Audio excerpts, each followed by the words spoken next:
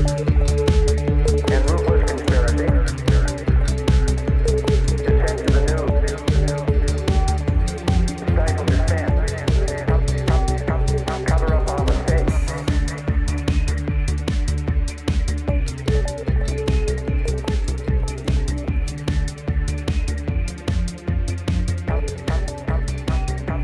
Cover up our mistakes. Welcome to the Union of the Unwanted, July 21st, 2025. I think we've been doing this for about 5 years.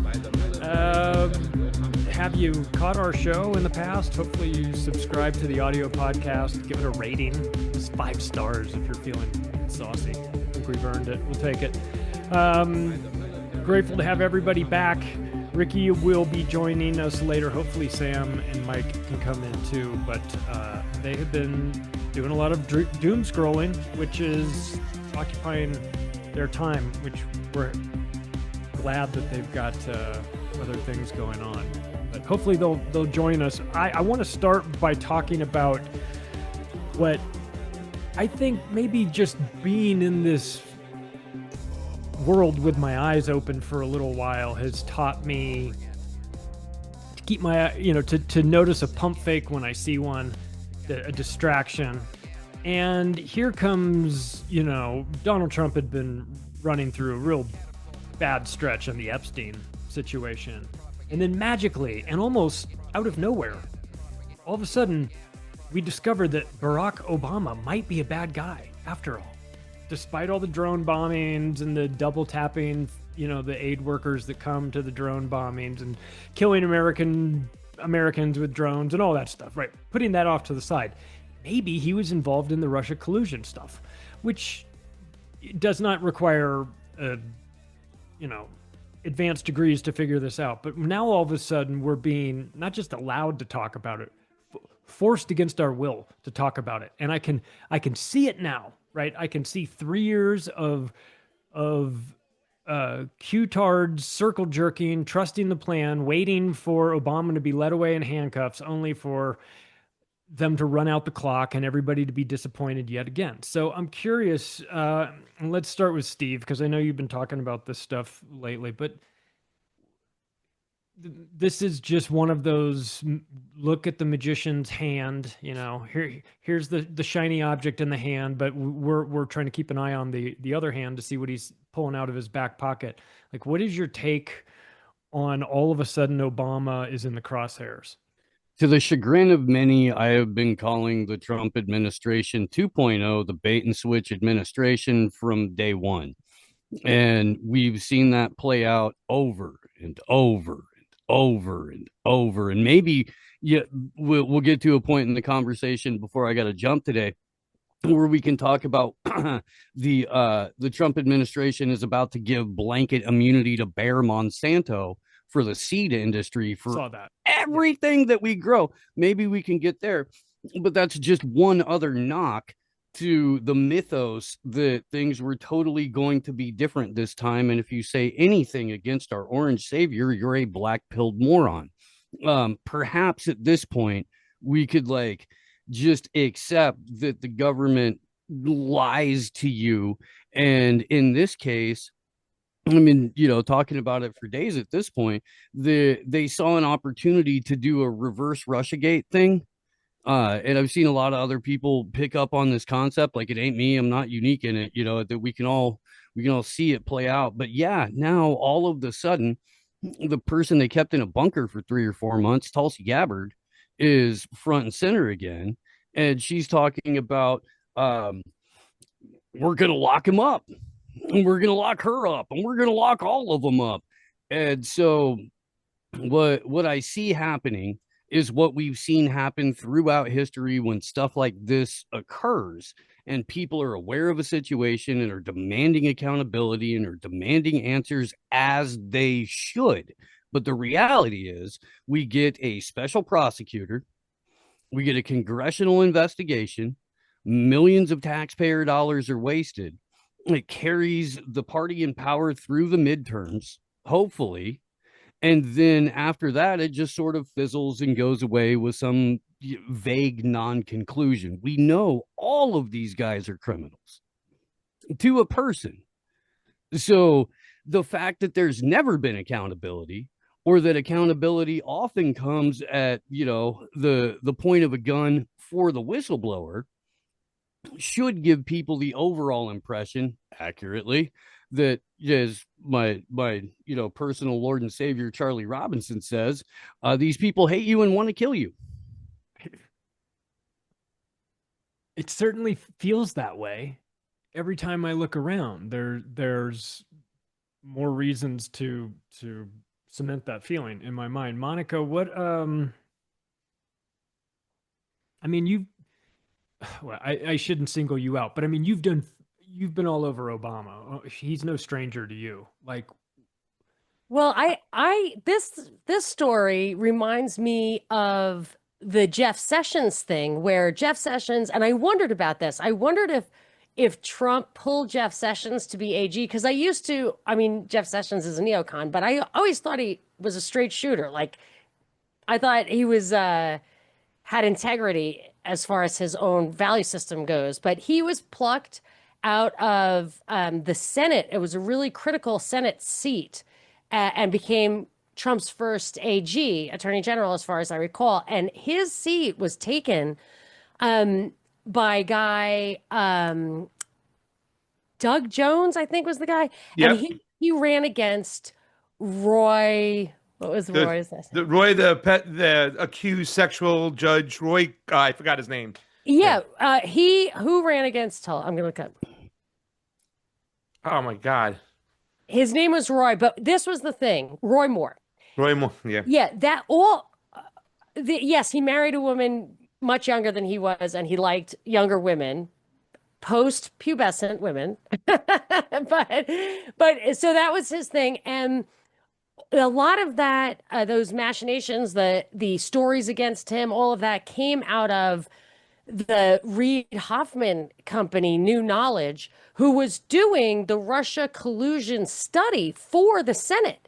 They were doing that study, and they didn't get fired or anything. And they had to admit that they planted those stories. They had bots. They did a whole bunch of things on Facebook and Twitter that undermined Roy Moore's candidacy and really led to the election of Doug Jones. So when I hear people talking about Russia collusion or interfering with elections, the only election interference I know about that comes under that category was done by Reid Hoffman, New Knowledge, Renee DiResta. There was another guy, Jonathan something, who was in on it.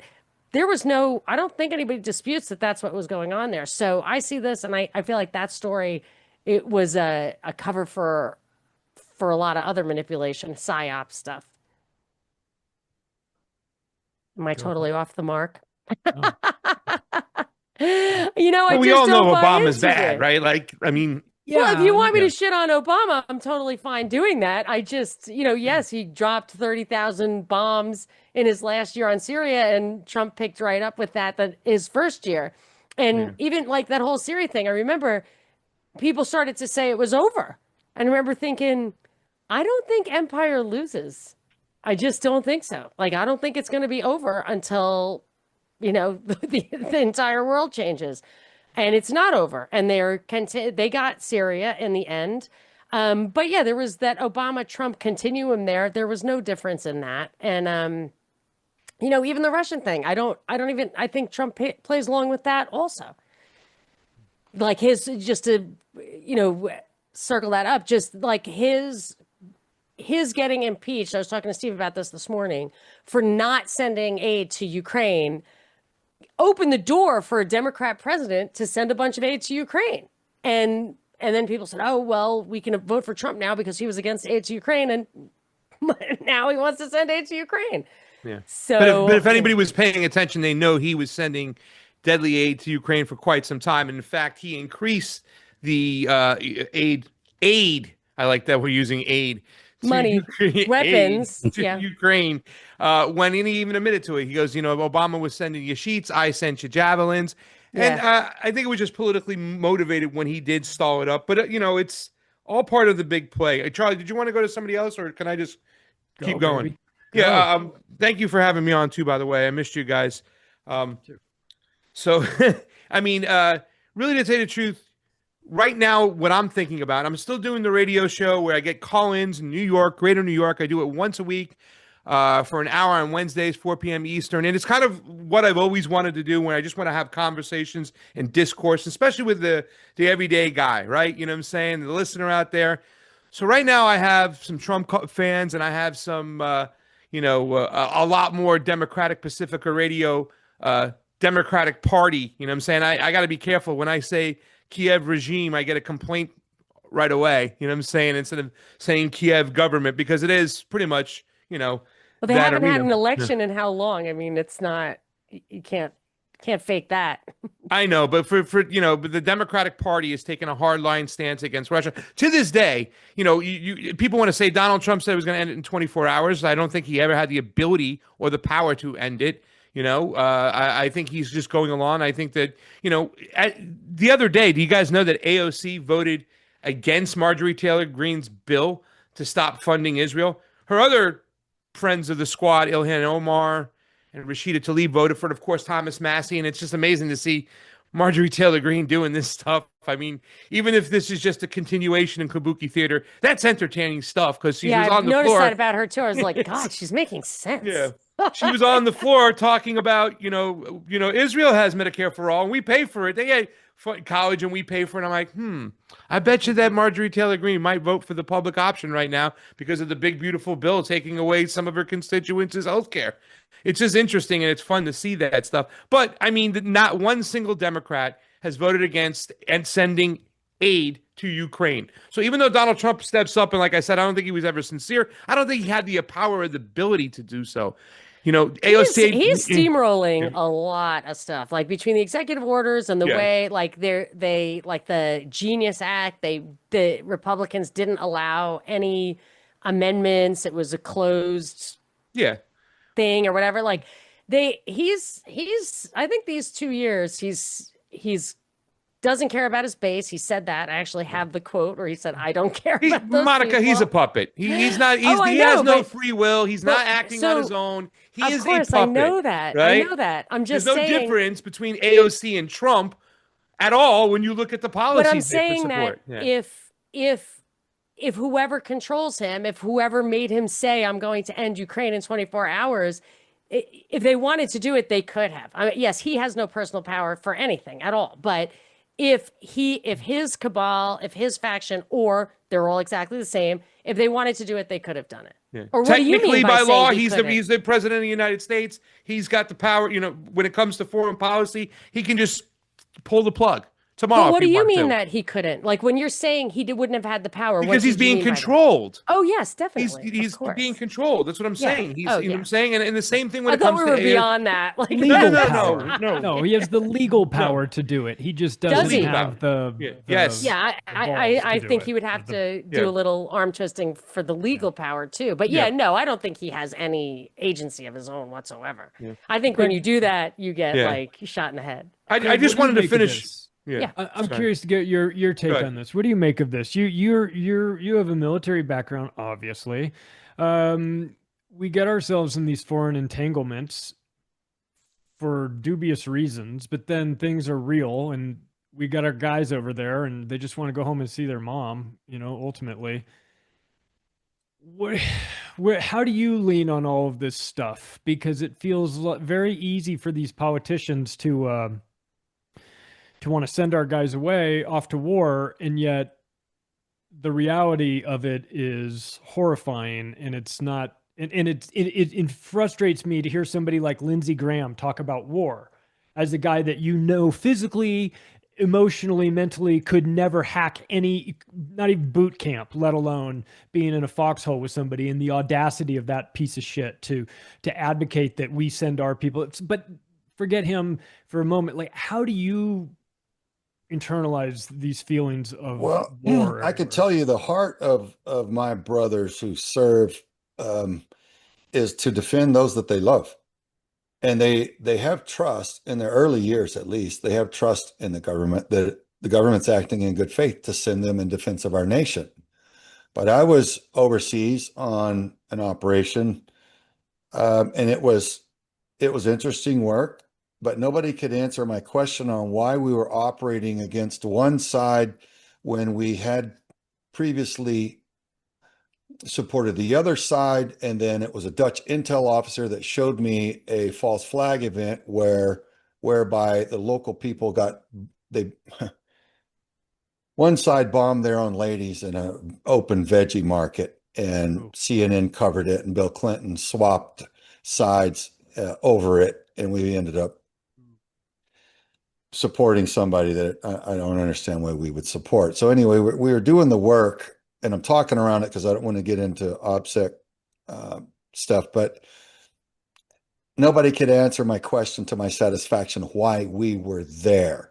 And I told him, I said, look, man, we are the very tip of the spear, man. If we're not taking out the hardcore terrorists who are plotting to come to our nation and kill our children, then who is? Because that's what I signed up to do, to take out the threats that are coming here to harm our children, to harm our women, to harm our old people, to bomb our sporting events and all that. That's what I came here to prevent and serve to do. So we have faith in our government to use us for that. But a lot of times, like Smedley Butler found out, you get in, you're like, wait a minute, this is not really making sense the way that it should. So nobody could tell me why we were there doing what we were doing, supporting the side that we were. And I began getting disillusioned with that whole program. And it wasn't too much longer that I ended up rotating out. And then I went into federal law enforcement, and I got an eye full of a higher level of corruption, like total corruption in the federal government, and ended up blowing the whistle on a SES level executive from the FBI for gross mismanagement and retaliation. And they fired him for exactly that, but not until he was allowed to retaliate and use terror tactics against my family. So it's through this experience that we all start learning what the government, how it does, how it performs, and how it fails us, and how weak charactered people abuse whatever authority or power they have. So we get sent overseas on things. I can assure you that the young military servicemen and women believe that it's necessary and that they're being sent in good faith. And I think it's incumbent upon the rest of us to do all that we can to hold our elected officials' feet to the fire, to ensure that they're not sent for these forever wars and these bogus military industrial complex hookups, because we're seeing that's what it is, right? These big, massive contractors have incredible arsenals, and they want to unload them and get compensated for it. So I think the blinders are kind of coming off after this constant war for so long now. So I think that's, an unfortunate thing. People are seeing what it is painful to see. The awakening is painful, is it not, folks? Well, If you love Craig, your do you country think and you want to have faith in it and trust, and then the more you see that the weak people in charge are not trustworthy, it's painful. Craig, do you think this is why we've seen such a shift starting really late? Realistically, when the military started messing around in Syria back in 2011, but over the course of the last, 12, 14 years, the shift to more PMC related activity rather than regular military. Well, yeah, I mean, and that's a natural progression of the technology too, and who wants to use Napoleonic tactics and march thousands of men out on the field of battle where they can get cut down. So yeah, there's an evolution in the way that we fight, and I think it makes sense with the technology available and with the desire to spare your troops. You're going to try to fight as wisely as you can. Now, some people perceive that as cowardice, and that's a debate that can be had. But I don't think our men and women should be sent anywhere ever unless it's necessary to defend our homeland. I just don't see, that's not what our founding fathers intended, and that's not what we the citizens want. So we get manipulated into these engagements, and everybody makes money, it seems like, but us. They tax us and they pay for their big billions. So Yeah, it's Yeah, I mean, frustrating. You go off to a foreign country to fight the bad guys, and what you find is that the bad guys are in your own country, Well, looting it, that's pillaging it, and that if you were to prioritize your efforts, if it were in a just society, you'd be at home well. sorting Look, things out. when I saw, so here's a young Craig Sawyer looking, watching the news and everything, and international terrorism, people that were murdering people that were innocent, that were not combatants. I saw that as the worst evil on earth. That's the worst evil I was aware of. And after 60 countries around the world, 7 agencies, all kinds of war zones and seeing all kinds of things, I started learning about child trafficking in the United States and what the sickest of all the sickos around the globe are doing. They're doing it more right here than just about anywhere else. And it's like a sick joke. Send the warriors, send the protectors away, and we'll just completely devour their children here. We'll do unspeakable things to them in our secret societies, in our secret clubs, in our covens, in our cult groups, and um, all the arrangements by where these people who lust for wealth and power will do anything to get it. And oh, by the way, the price of admission in these wealthy and powerful clubs is always centered around doing the unspeakable to the children. Because there's a spiritual motive to that. Not everybody is ready to face that or comprehends that or has that access. But if you research it far enough and you interview enough survivors, you're going to find very clearly it is absolutely satanic. And the first time I heard somebody say the world's run by satanic pedophiles, they're all a bunch of satanic pedophiles. I felt like that was hyperbolic. I'm like, don't exaggerate. You're going to discredit the real cause. And the more we're investigating, the more people we are interviewing, and the deeper we get into this, I'm learning, my God, that is absolutely the truth. It is. We're learning to what extent that is actually true, but it is true. Trump says it's a hoax. It's just a Democratic Russiagate hoax. There is this convergence, this point, this company in which trafficking, military industrial, Jeffrey Epstein all converge, and that's DynCorp. He had the same helicopter, same tail numbers as a former DynCorp helicopter that was running kids out of former Yugoslavia. When you were out and about, what was the role of private military contractors like that in running trafficking operations? I don't know. Here's what I can tell you. When I worked as a contractor through several companies, and I did it to the Department of State for high threat mobile security over in the war zones and OGA, the intel community. So that was simply moving key personnel around the war zones and keeping them alive so they could have their meetings. A lot of spec ops guys do that. It's an honorable and good contract. So there's nothing else involved in that. But once I quit contracting, I started, a friend of mine, Tarly Rodas, testified before Congress from HHS that they were trafficking children. They were contracting companies like MVM contracts to CIA and others. And I know about MVM because I contracted through them once upon a time for high threat mobile security. And there was nothing nefarious that I saw or heard of at that time in that contract, but maybe they had other contracts. But MVM was moving children, come to find out, for HHS covertly from the border and from neighboring countries and islands deep into the interior of the United States in the dark of night, like you would a covert weapons smuggling operation or like narcotics runners would run a narco op, flying in, landing after hours in a small airfield like Chattanooga, for one example, where it's illegal to land past midnight due to the ordinances there. They land at 2 and 3 in the morning. Nobody says anything, with an illegal tail number that they just paste on anytime they want to and swap them out every flight. Nobody says anything. FAA doesn't intervene. And then they have an illegal manifest that says cargo instead of souls, and 20 or 30 children are filmed being taken off the aircraft and shoved into private vehicles and buses that are chartered and racing at high speed on a highway that's been cleared of all local law enforcement patrol. So you got a whole list of government, local, state, and federal entities running children, and to what degree each of them knew that what was happening to these children, I don't know, but you have to know that it's pretty dark stuff if you're doing it like that. If you're having a sneak, something's not right, right? Why couldn't you go ahead? Do you think anything's changed in that regard with Trump, like putting Epstein aside and that whole part of it?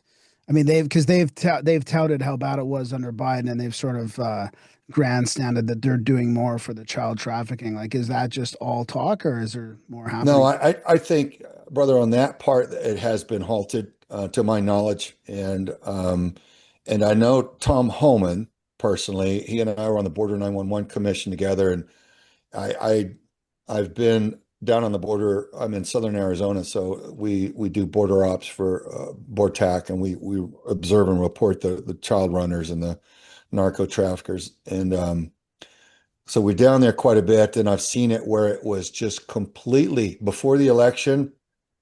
We only would see, we'd be down there all day, and you'd see 2, maybe 3 Border Patrol vehicles all day long. Now, I'm not saying they don't have sensors and cameras and other stuff, but that was the sparsity of the patrol. Now you go down there, you can see one Border Patrol vehicle from the next. They're heavy down there. So I know that for a fact is radically changed. And I believe what's happened with Homeland Health and Human Services has been immediately halted. So, pardon me if I've gotten that part wrong. I need to talk to Tara again about that to confirm. But my understanding is that was halted very early on because it was such an egregious. That was discussed in open congressional session. We were talking about this last night on Grand Theft World. That's why I'm kind of going with it, because we were watching a little bit of Conspiracy of Silence, that movie from like 25 years ago, and talking about the role of sexual blackmail entrapment operations in running politics and how that all works and how these bad decisions wind up coming about because somebody is under the influence. And that of course leads to, well, how do you get them under the influence? And it's like, well, with kids, and it's like, well, where do the kids come from? And it's like, well, sometimes they come from Boys Town if it's the 80s. And Lawrence King is involved, and he's flying them in. And sometimes if it's, the last 2 decades, maybe, and you were on the East Coast, Manhattan, Palm Beach, or the islands, you were going to get it from a guy like Epstein. But, he felt like a franchise to me, not like necessarily like the end all be all of that. But we wound up on the topic of how you leverage politicians through the use of kids. And of course, unfortunately, that seems to be the sort of blackmail that doesn't have an expiration date, right? Yeah. I mean, if the American populace were fully conscious of what these scumbags are and what they're willing to do to children, it'd be over. There'd be some tables being flipped. But, our society has been lulled into a very weak mindset and complacency and disempowerment and poor health and over medication. I mean, you name it. And when you really look at all the measures by which the American populace has been disempowered, it is deeply concerning. And anything that really empowers the people gets censored and shut down and demonized, right? It's just almost funny to watch, except for it's so destructive. So, there's the good news is when there's a lot that's wrong, a lot of challenges, it's a great opportunity to shine and make huge improvement. So, those of us that see things, we can get the word out and encourage people, because people are scared. They don't know what they can do, and they have to kind of be rallied and inspired to stand up and speak their voice and unite, because divided we fall. And there's been a systematic division. You have to hate me and I have to hate you because we're a little bit different in any of a billion different ways that they come up with. And we need to throw that off and love our brothers and sisters as fellow humans and see that we're all being lied to. We're all being worked. Yeah. It's like George Carlin said, it's a big club and we ain't in it. it's not like black versus white. It's the powerful versus the powerless. You Yes, know, and that yes. encompasses a lot of different races. It's easy to classify people by the way they look, of course. I'm curious, Graham, what's the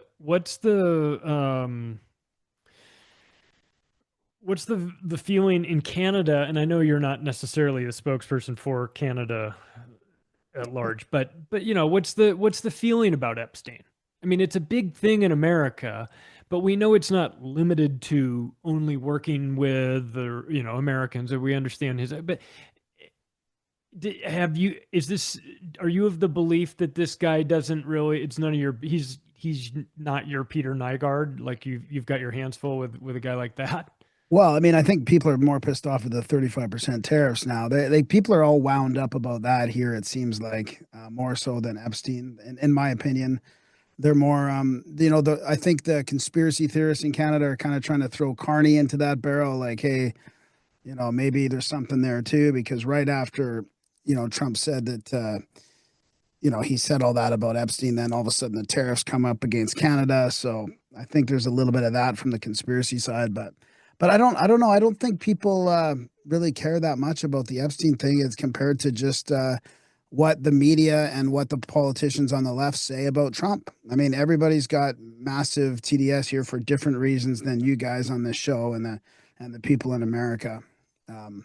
It's mainly based on propaganda and distraction from why our country is collapsing almost as fast as Europe and the UK.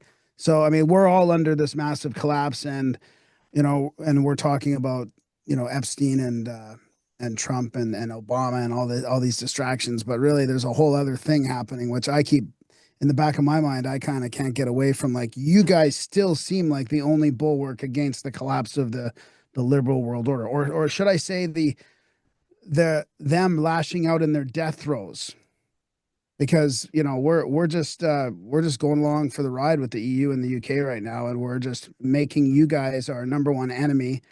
And I think that the Epstein, maybe that's why the Epstein thing's been somewhat quiet, because maybe I've heard that Carney and his wife's sister and his wife, I mean, there's 3 or 4 of them where their names are on some of those lists that don't exist anymore. Maybe that's got something to do with why the media seems quiet about it, or maybe I'm just in my own little bubble here. You don't run the Bank of England and not have some sort of interaction with Jeffrey Epstein. You know what I mean? Like, Mark Carney, no, I mean, how deep is that connection? I'm not sure, but it's just pretty disgusting, because we should be working with you guys. We should be working with Trump, trying to build a better North American economy. Like, you guys seem to be going, to me, you're going in the right direction in that regard, and we're going in the wrong direction. And we're just using every little tiny thing that he says. We're blaming any politician that's going to make a difference here is getting lumped in with Trump and, all the far right, all that kind of stuff so we're toast. We're broken beyond repair right now. I'm sorry. That's what leftist governments do, though.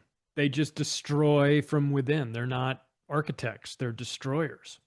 I know, and it seems like, I know how I appreciate where you guys come from, and Steve, very, very like controlled oppish and all that, and I appreciate that, but it still feels like I can't even describe it, but it feels like at least they're saying that, like at least they're talking about freedom. Like when you get into like the guys, like, let's say the All In podcast or whatever, talking about the new stable coin and all that. Like, I really don't get the vibe that they're trying to control the world and trying to bring. Don't see the implementation of the PayPal mafia and Peter Thiel and Larry Ellison and Sam Altman as like a step towards. Yeah, it might be, but what are you supposed to do in this situation when you're in America and you've got China and you've got the AI and the state? Like, you have to take the lead on this, I think, as an American government. Well, yeah, dude, if we don't do the controlling, then somebody else might do the total control thing, but we're doing the stablecoin and CBDC bait and switch. We're taking away the entirety of seed ownership for farmers. We're sending, making sure that everyone who produces beef here gets screwed over. Like, all of the things that are happening in Canada are happening here. The reason they sound different is because because you've got some puffed up faggots who are like, oh, hey, we're going to get paid really well to lie to you about this. And then they do that. And people go, okay, well, at least they're saying the right things. But what they're doing is the exact opposite of what they're saying. So when Well, they I do don't the see- opposite of that, Yeah, it but makes them seem like you're making a lot of assumptions liars. and conjectures That's what it to makes them get there seem too. like. Liars. Can I say something, Graham, real quick? Because Yeah, I do have an answer. It might not be the best answer because I don't know exactly what we need to do, right? But I know what we need to not do anymore, and that's still just buying into this system. You know, Charlie, I would also say that not just left-wing governments implode from the inside. I'd say that right-wing governments also destroy from the inside or destroy other governments. I don't think one government is better than the other. I don't think a Democrat is better than a Republican. I mean, like I said before, Donald Trump is no different than AOC. The rhetoric might be a little bit different. They get a little WWE with you, but we have to stop buying into this system. We have to understand what this is.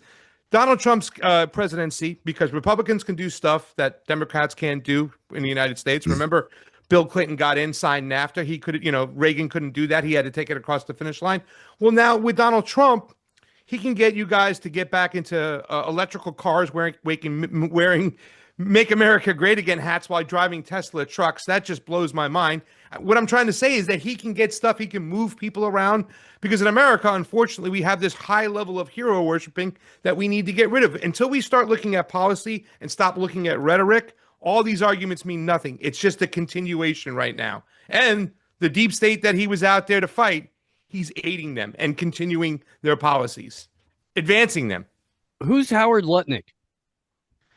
CEO of Cantor Fitzgerald. And also Next door His neighbor of handler? Jeffrey Epstein, his handler. Commerce Secretary. Okay. Donald Trump's transition team organizer. But like none of this shit his means nightclub party guy anything from in the 90s? moment because it's all rhetoric. Pasta's right, dude.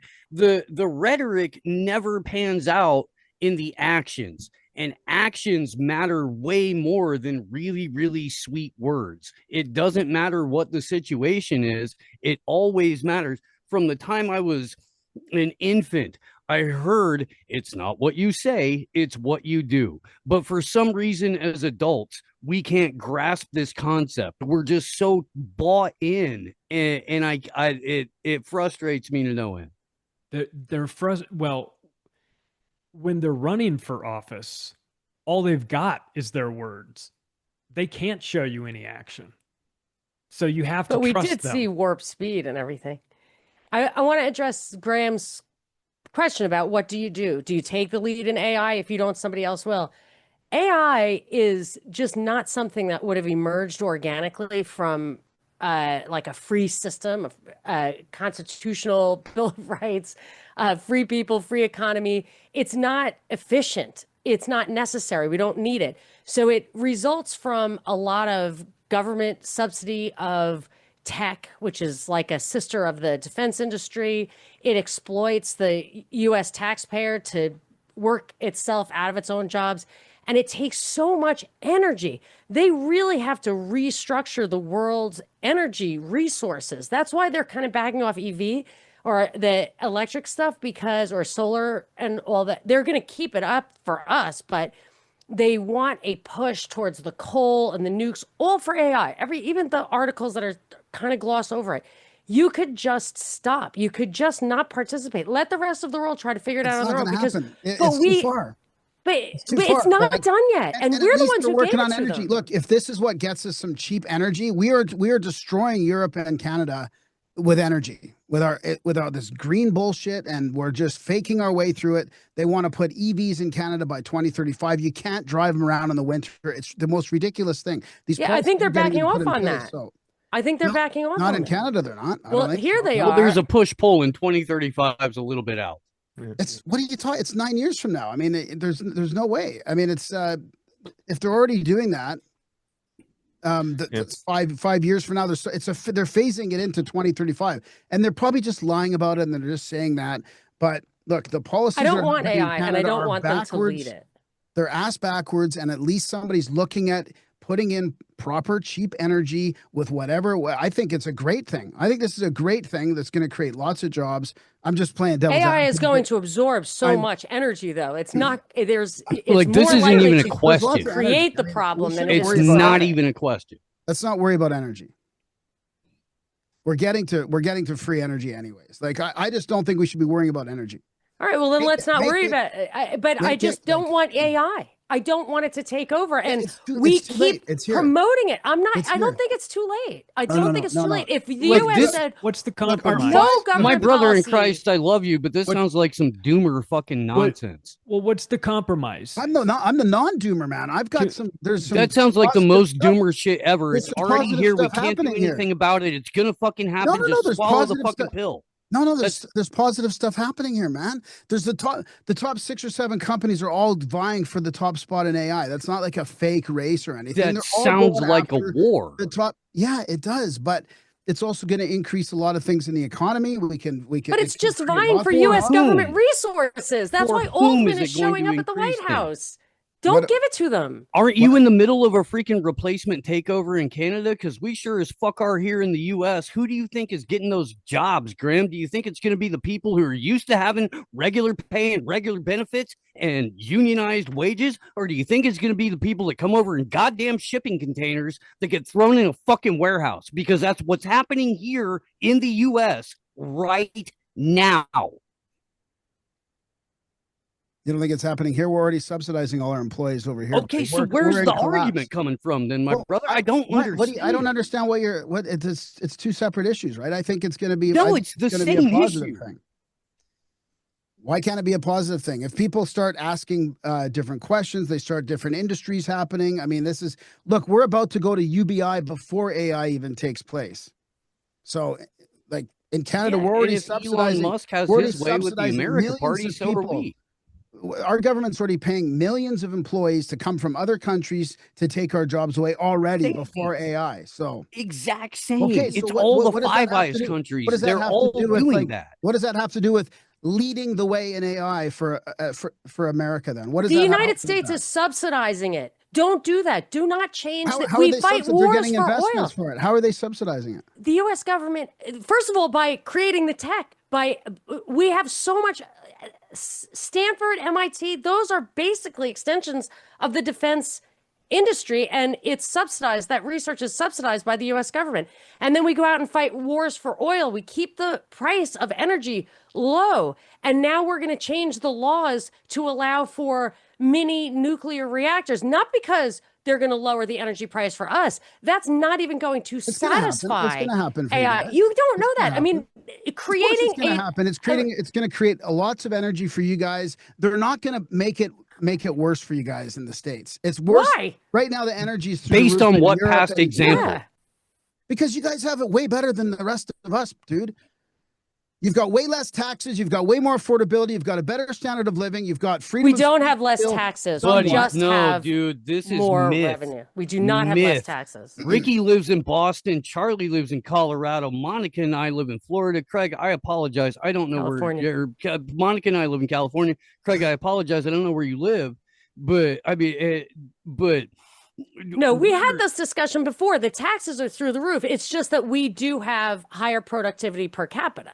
So our standard of living is higher, but it goes down all the time. And what they're doing with the currency is going to have a massive impact. We also have 1.5 million homeless, and we also have people that are, literally strung out, hopping over people's fences just so they can sit in the shade or shit in the shade for 5 fucking seconds. Yeah, I know. We got all that too.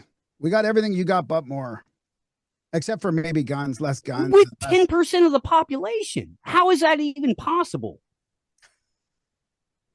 But I mean, Justin make it Trudeau make and sense. Mark Carney is how it's No, possible. I'm pushing back a little bit, partly just to play devil's advocate, but partly because I am it's just hopeful. like, I am there's hopeful that no there's way going to to be new square that industries circle, created. dude. There's none. It can't be. It can't. That's. It's Ricky, a back me up. mathematical impossibility. Well, I definitely agree with you in regards to you're not stopping AI. I mean, what we see publicly, obviously we're aware that there's a lot more to that than what we see publicly. There's companies are way more advanced. The military is probably way more advanced. There's tons of programs that are probably way more advanced. And coming from somebody much like Graham, who has been obsessed with, zero energy programs and science and anti-gravity, like a lot of this stuff has probably been known and hidden for and suppressed for a long time. So it's just a matter of time before it becomes public. And honestly, there's a race that you can't stop. I mean, they're creating mini nuclear power plants to try to just power these AI, just wars that's going on between China and the U.S. I don't think there's any going back. I also argue if it would happen organically or not. I don't know. I mean, maybe it's the natural evolution of man. I don't know. Too expensive. The only time that you start investing in that kind of tech is when labor cannot absorb the need for productivity.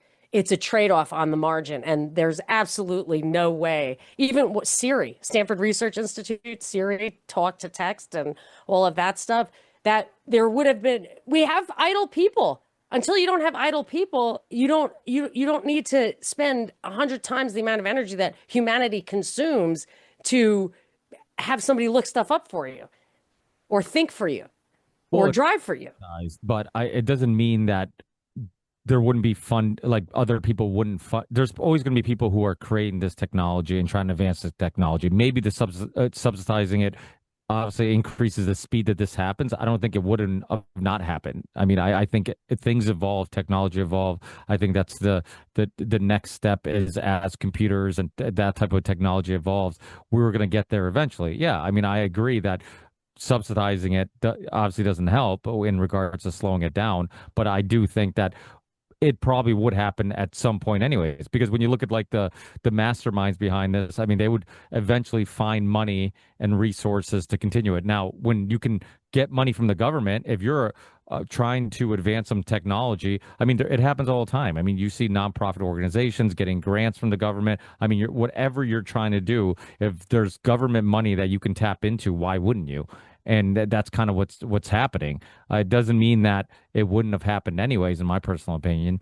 But again, I think AI, it is scary. I think, unfortunately, I'm not for AI. I'm not pro AI. It's scary as all hell. I think that it's evolving. I mean, even if you look at just when this show started during COVID to now, it was barely a discussion when we first started the show, and that wasn't that long ago. And now you look at like what we have in regards to software and AI podcasts, AI thumbnail creators, AI. I mean, you talk to, I literally, just before I got on this call, I used Gemini to fix my toilet. I mean, there's something was wrong with the toilet, and you can use your phone, turn on your camera, it'll tell you what it's looking at. And I'm just like, hey, this part looks broken.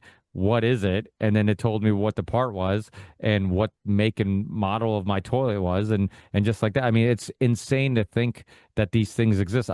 During this, when the summer started, I had a AC unit that a new AC unit, and for some reason I thought I hooked it up incorrectly. I asked Gemini, it told me everything about the room that it was in, and I mean, it's crazy. I mean, and so it's like 5 years from now, I mean, I can't even imagine what type of world we're going to be living in, especially at the rate that it's going. Listen to the people who are programming it, and they'll tell you. So just let the system, just back out of the system. I'm going to play devil's advocate a bit here too, again, because I would do it. You're just going to leave the system behind, and then, I mean, it's probably the fairly system important that that we steals from you, sends your kids to die for false reasons, robs you fucking blind, destroys your planet, bombs fucking innocent people all day. That system, yeah, brother, I have no fucking problem leaving that system behind. None whatsoever. You don't think that the people who actually built and installed the electrical grid are capable of doing it again? Like, what the fuck are we even talking about, dude? I don't get it. I don't.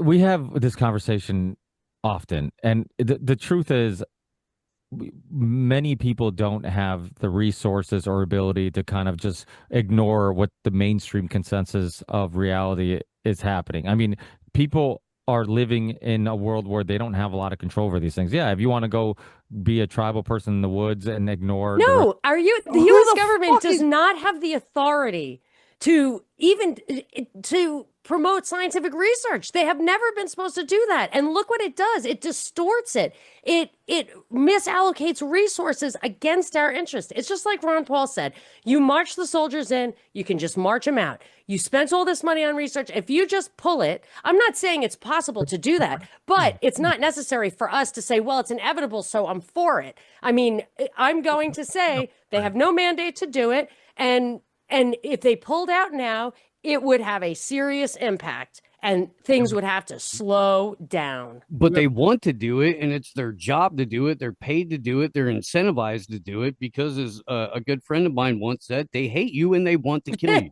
Yes. So I got to bounce, you guys. I had Danny Polishchuk's show Thank you booked for that, a long time ago, but I love all of you. Have a fantastic night.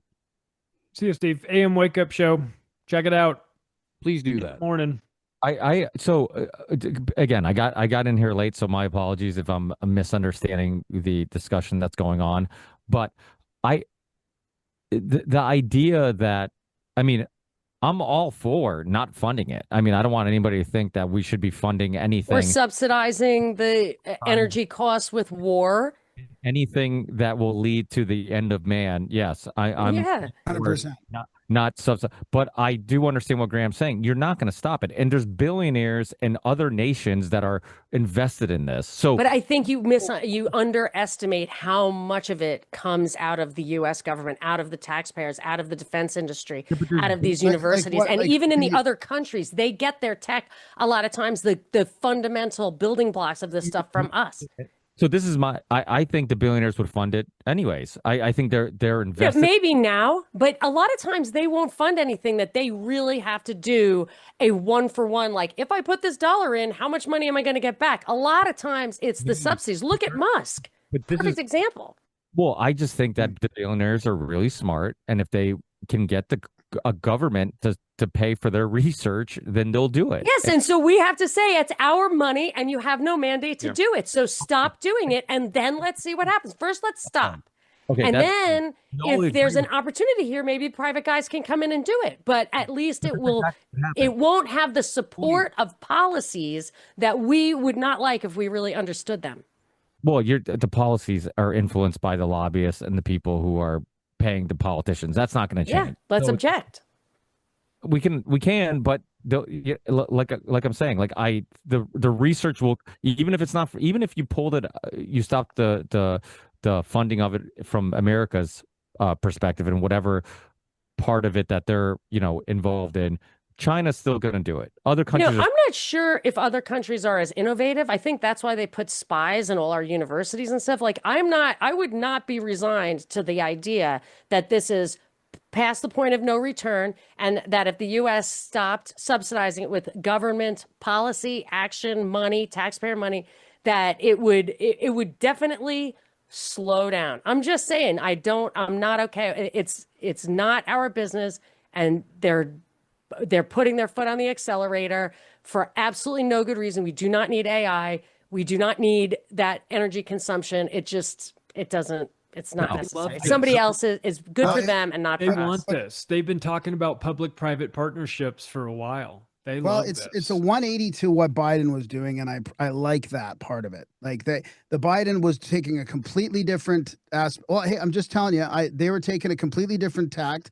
Now Trump's taking a different one. Who knows? In what ways? Can you explain that? I mean, what were they doing different? I probably can't, but Biden wanted to have a select 2 or 3 companies control the whole thing. And it seems like Trump is opening up the playing field. All these corporations are in a battle for the AI, the 7 or whatever. And I mean, what bugs me about it is the investment that was getting made right when Trump started, that 500 billion or whatever it was, or 400 billion or whatever. People are like, they were saying that the U.S. is putting that money in, when it was talked about that they were going to be getting investments from these other people, these other companies. And I don't like all the people. I don't like what's really going on either, but I appreciate this different tact to let the innovation happen and to let the energy even if it's something that's really marching us off to doom, right? Like, I mean, if it's a bad thing, I mean, is it the fact that there's competition for who's going to be able to drive the bus on that? I mean, I'm just having a hard time understanding. Well, I mean, I don't. I mean,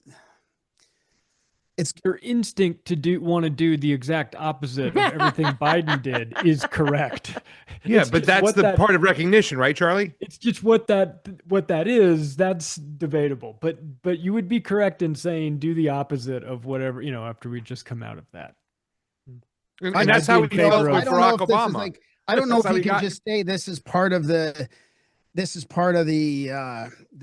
tyrannical infrastructure that's going to bring in all this digital, there's so much fear mongering going on about it with not really good direct connections. I just try and take a skeptical attitude of our community as well. That's freaking out about everything when there's not always direct connections. I think it's the people.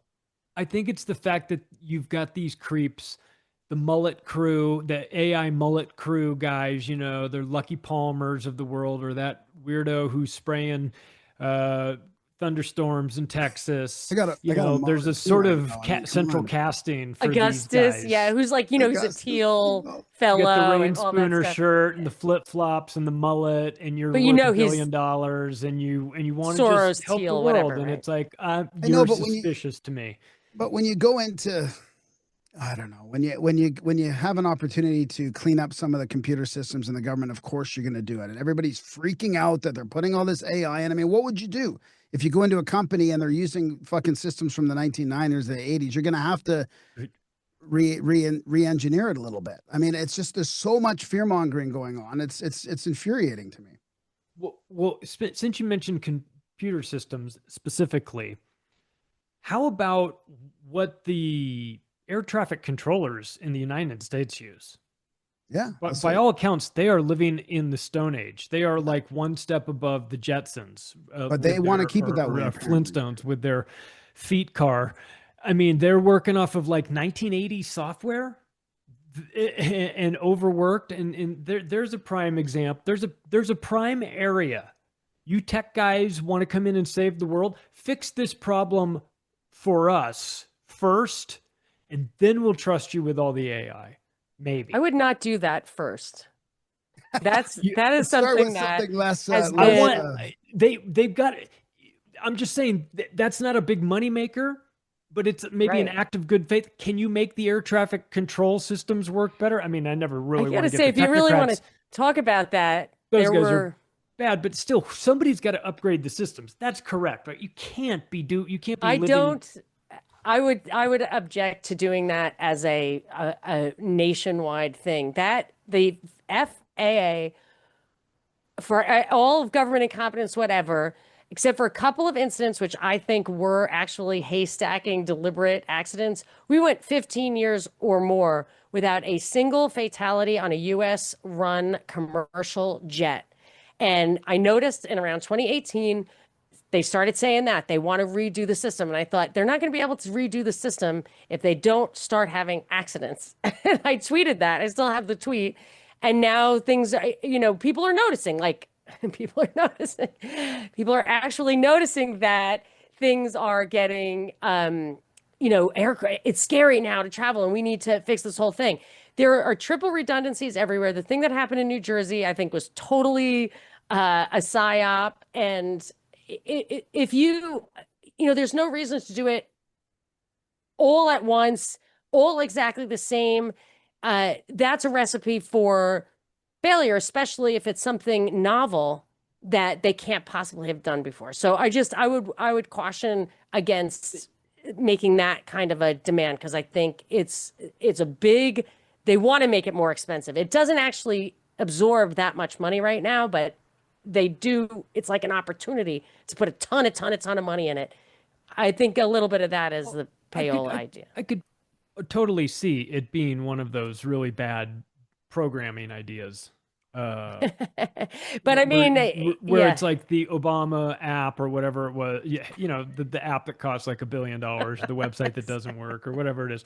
I mean, I can for sure see something like that. But like the Denver airport that I fly in and out of is in the process of finishing up spending $1 billion renovating the terminal again, which it doesn't need. There's a FEMA camp under it, right? There's something under there. You can see like the markings. There's something going on over there.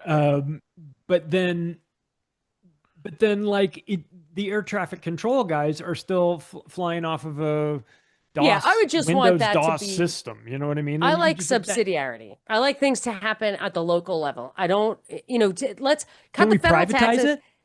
Well, and No. also, No, there's I'm not something for to be the said public-private bullshit. Yeah, you could privatize it. I Then mean, if you people wanted might to not get the want best system in there.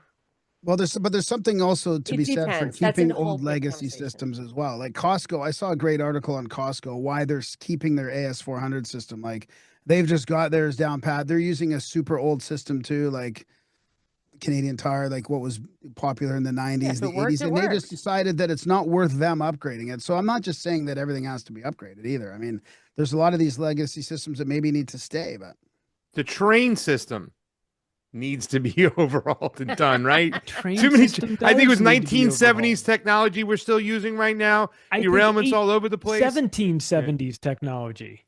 Let's bring It back is- cars I live in South Florida through right the now. trains.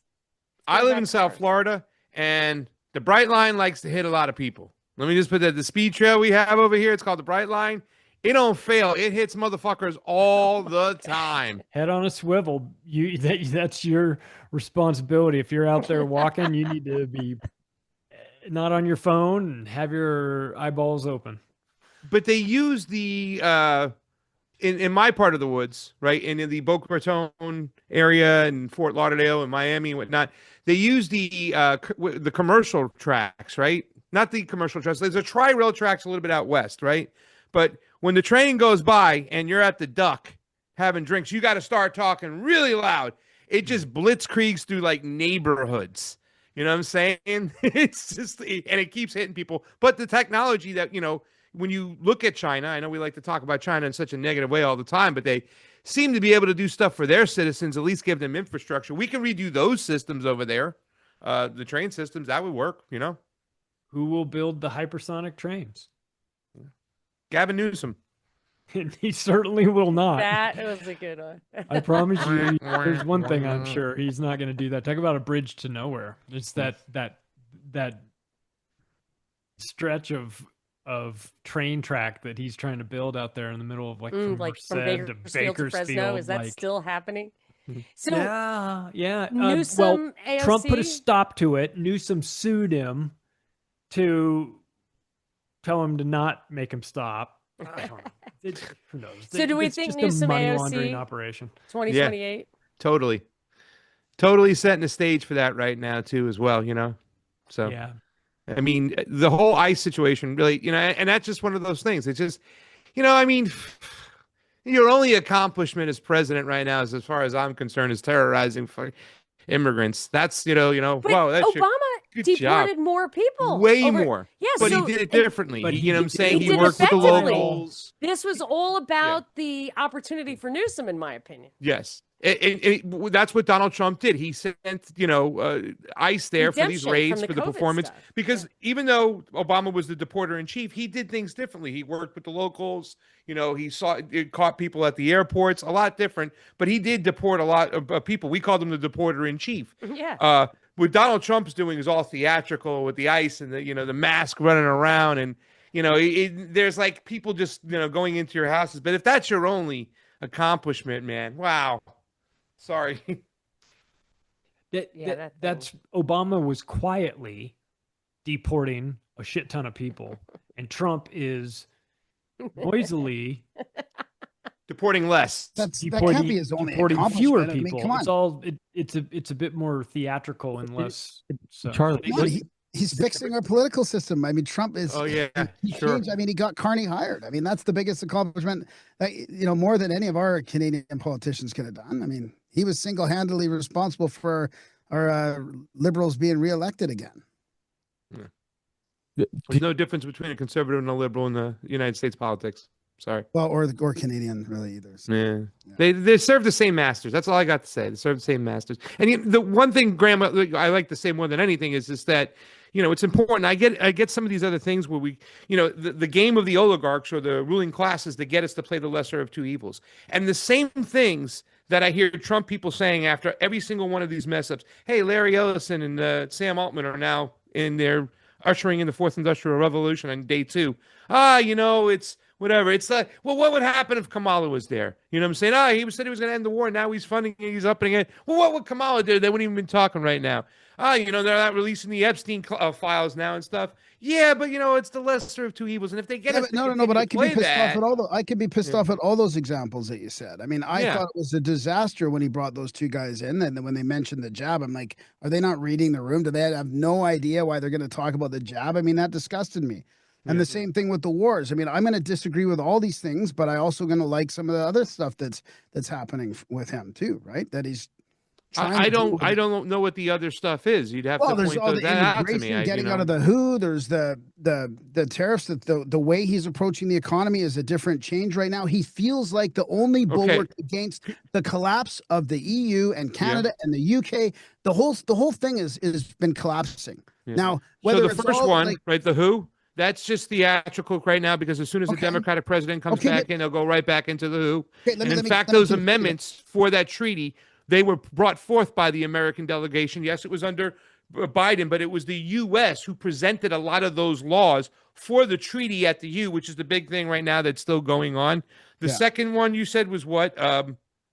I don't know, but I could let me list a few of them. There's the head of the EPA talking about chemtrails. Now you guys can go ahead and debunk and say all these things are all like it's not really happening or it's this and that, but all these things are in the discourse that never used to be in the discourse, right? We can talk about vaccine injuries again. We can what RFK is doing in there. He's talking about things that we never would have been able to talk about before. There's all kinds of. But once again, the talk is not. It's not being followed up with the actions. We still have a shot. And this show, I really like while we got Ricky and Charlie here. I wish Mike would be here and Sam so I can congratulate them. So much of the work we've done. I was remembering so much of the stuff we did during COVID.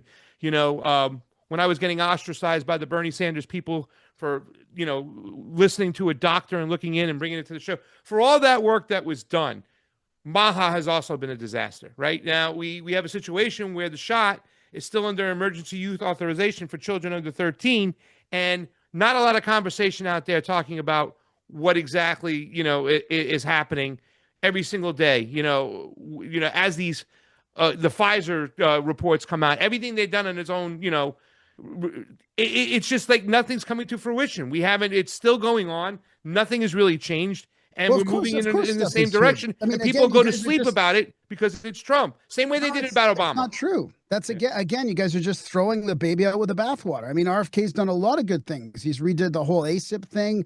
He's got a lot of focus on these things that it's going to take. I mean, what is the guy going to just be able to go in there and stop the jabs for everybody? The whole fucking place will flip out. I mean, there's got to be some politics that has to be played along the way here. So again, I'm not discounting RFK. He also said that the biggest health crisis in the United States is anti-Semitism with the protests. That was embarrassing. I mean, come on. And he also told but I'm going to call him out for that vaccinated. too. Yeah. That doesn't mean I agree with that. I agree with like maybe 60-70% of what RFK is doing. I wish he could hurry up. And I disagree with like 50% of what Trump's doing. I mean, I'm not going to sit here and like hold water for them, but I'm also going to call it the good things. They've done a ton of interesting things that have never, ever been done before in our history. No, I do agree with Graham with some of this because it's true. Like so far, most of it has been rhetoric. There hasn't been a lot done, but they also haven't been in office for long. I remember years ago when I had Jesse Ventura on the show, one thing that he talked about was how when he was governor, he wanted to remove, like, he just thought that there's too many laws, too many rules and regulations and whatnot, and he wanted to start removing them. And then he talked to his team, and they're like, listen, you'll be way out of office before we could implement any of the new stuff you want to do.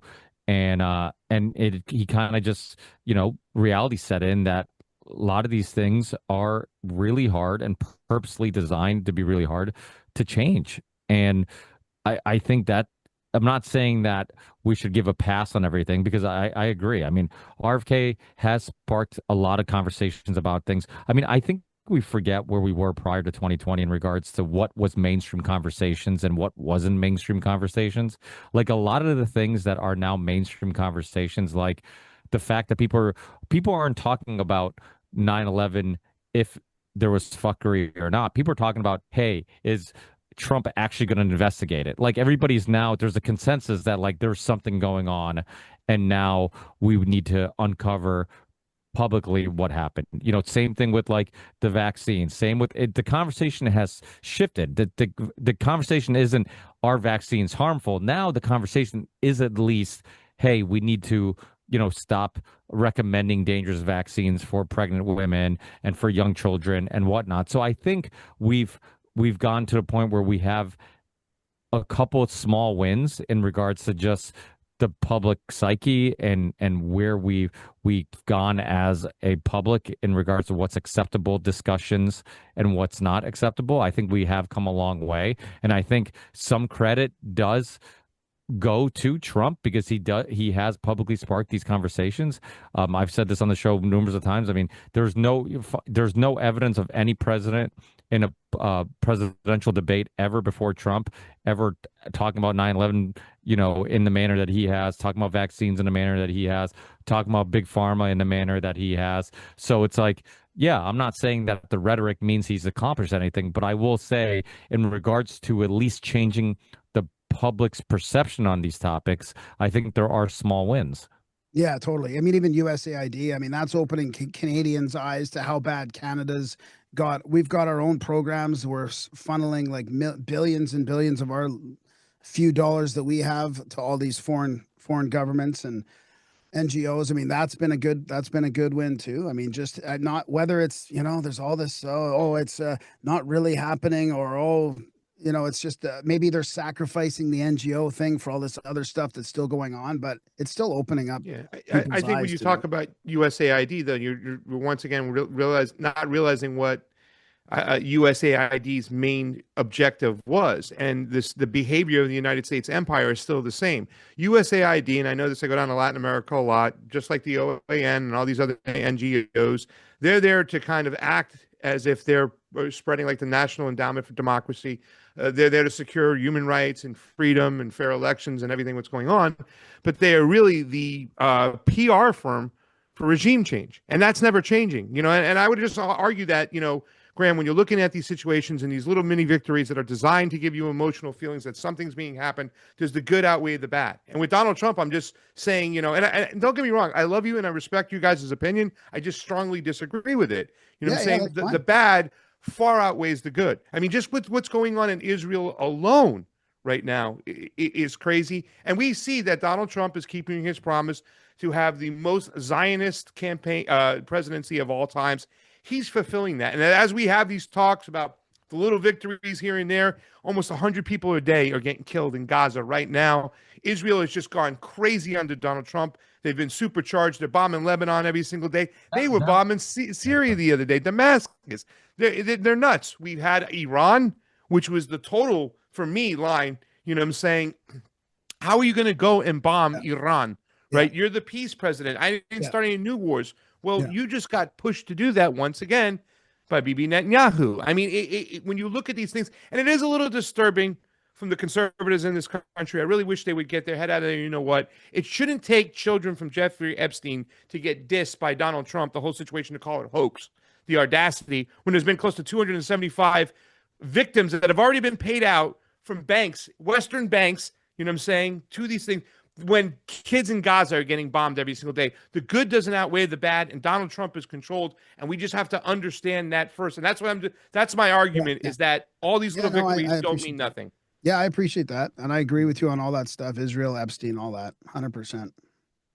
Yeah. Well, and right. And it is shifting to, I got to be honest, seems like it's been shifting since the Epstein thing to like the bad very much, and Israel. Because I don't know why all of a sudden, he doesn't seem to be, you remember that little disagreement, maybe it was fake disagreement he had with Bibi, and it seemed like Bibi was backing off a bit, and now I don't know what's changed since then, since the Iran bombing or something. It seems to be getting worse. But again, that doesn't seem to be making its way through the mainstream to the social media platforms a lot. Graham, I made a joke about that. I said, Donald Trump's mad at Bibi. Somebody said he put Bibi on a leash. And then Bibi proceeded to get everything he wanted, Right. more money. He got the thumbs up to go. I can't remember the operation to go into Gaza and start securing the land for the IDF and stuff like that. I was saying, man, I wish Donald Trump was mad at me because I get everything I want. Exactly. There's some WWE. Yeah, but Yeah. there's something going on there because he did initially almost talked about the situation and kind of treated BB like they're equals, and all of a sudden he's like his servant, and it's there's something to me. I mean, this is just my personal opinion.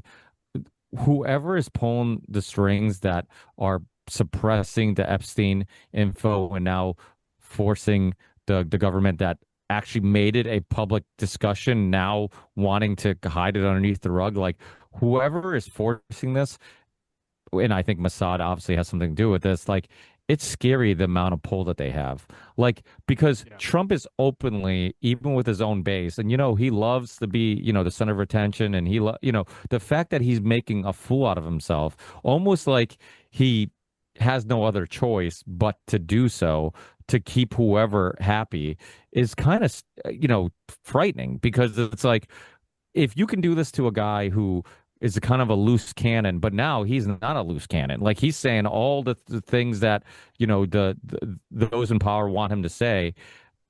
They have him on a leash. Like that's pretty scary. Yeah, that I would agree. Yeah. Do you know the scariest moment of this whole presidency for me? Really, to tell you the truth, that makes me just the things that make you go was when there was an assassination attempt on Vladimir Putin's life, right? And they tried to send a bunch of drones to his helicopters, whatnot. And when they asked Donald Trump, he didn't know, right? And I believe I understand. Don't tell Donald Trump because you don't want to give him what is a plausible deniability, but it just shows you more than anything that there is an intelligence apparatus, a government within the government that's running things and calling the shots. And these guys that you see in front of him, they're just playing the part. That's it. Trump's playing the part. On behind the scenes. I mean, in Iran, do you guys know what the life expectancy is of like scientists?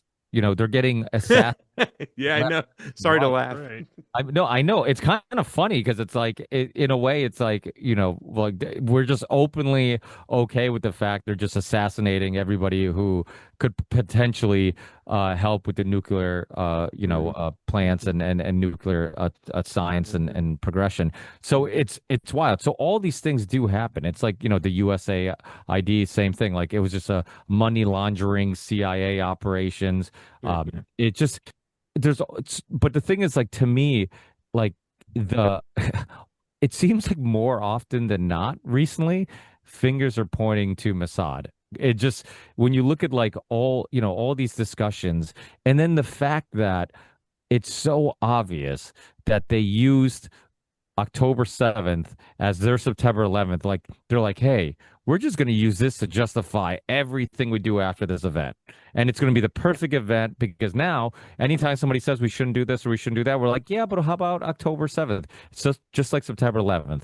And it's like the fact that people aren't, and even conservatives, I've had conversations with and again, like I'm like Graham, like when Trump does something that I think you can consider a win, I'll be the first one to say it. But and then all these Trumpers who are still so blinded by their tribalism that they say, yeah, but we can't let Iran get a nuclear. I'm like, why? For their own safety? Because what happens when they don't have nuclear capabilities? We invade them. So if I was Iran, I would be like North Korea, and I'd be like, listen, we need to protect ourselves, and we need nuclear power. So this idea that Iran's this huge threat is just, it's like that saying, like the first casualty in war is the truth. Like they're lying to you. Like Iran needs, of course they do things in their own interest, and of course you can pinpoint corruption in their government or whatnot.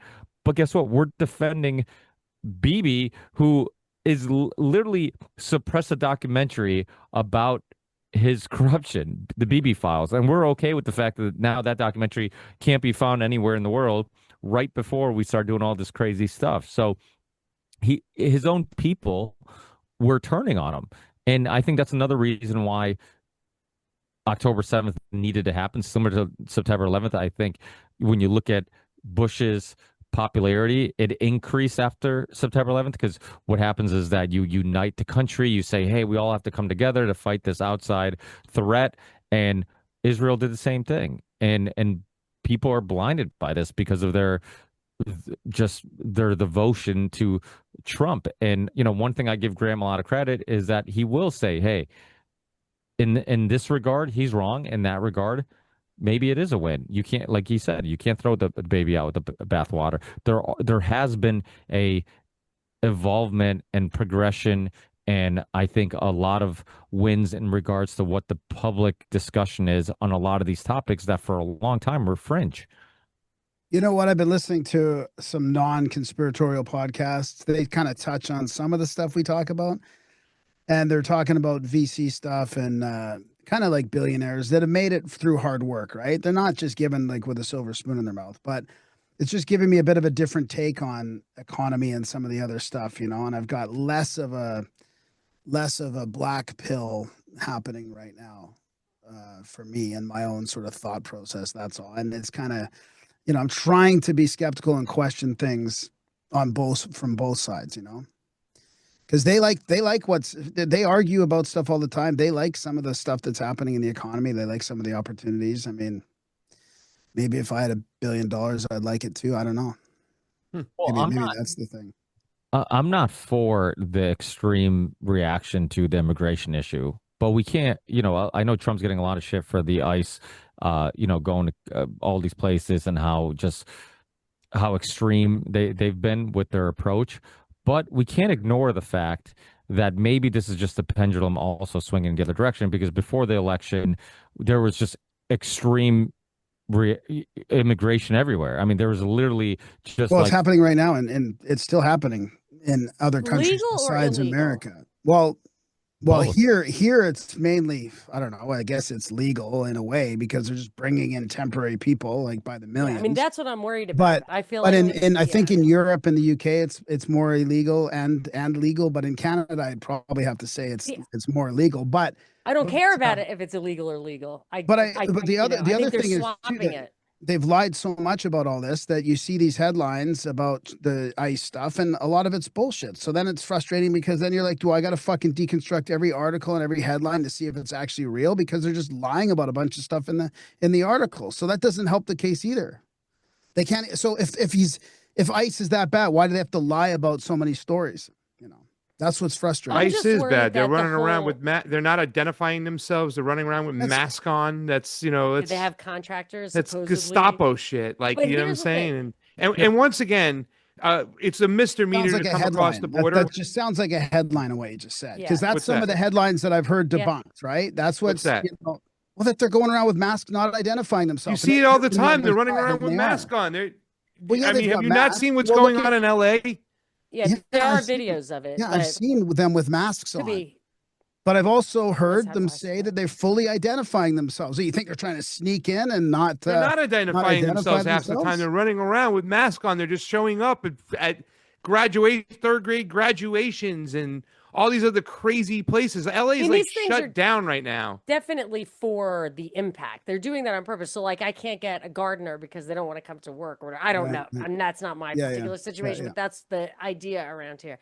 But I'm worried that they've put all this focus on illegal immigration, which actually, when you have minimum wage, is what you need. But at the same time, you're going to get more the visas that slot people in at the high end and bring down the professional wages, compete with you for jobs, and you can't discriminate in any manner in colleges anymore, I don't think. So their kids are going to outperform your kids on the SATs. I just feel like, having come back just recently from Europe, where you can't build a wall between Sweden and Somalia. The problem is not that there's not a wall there, it's policy. So the immigration situation is policy over there, and you can see what impact it has across the board. So it's basically legal. I don't think they're super worried about illegal. Maybe I'm wrong about that, but here the focus on illegal rather than a coherent immigration policy, I think, is a distraction. And I think we should think about what visas they actually are planning to hand out. Technically, not most of the people that a lot of the Trump folks will just deem to be illegal for being here in the first place, even though it's just a misdemeanor. They're not really, according to international law, they have political refugee rights to come here. It says it clearly. And as long as we have a base in their country, then therefore they have that right to come here. Now, people like Tom Hooman, who love to have child separation, which is one of the most disgusting policies ever, it's just terrible that they do that. And I understand they want to deter people, but you don't do that. That's not who we are as a people. You know, to take a baby away from a crying mother, not to mention the fact that they keep losing these children.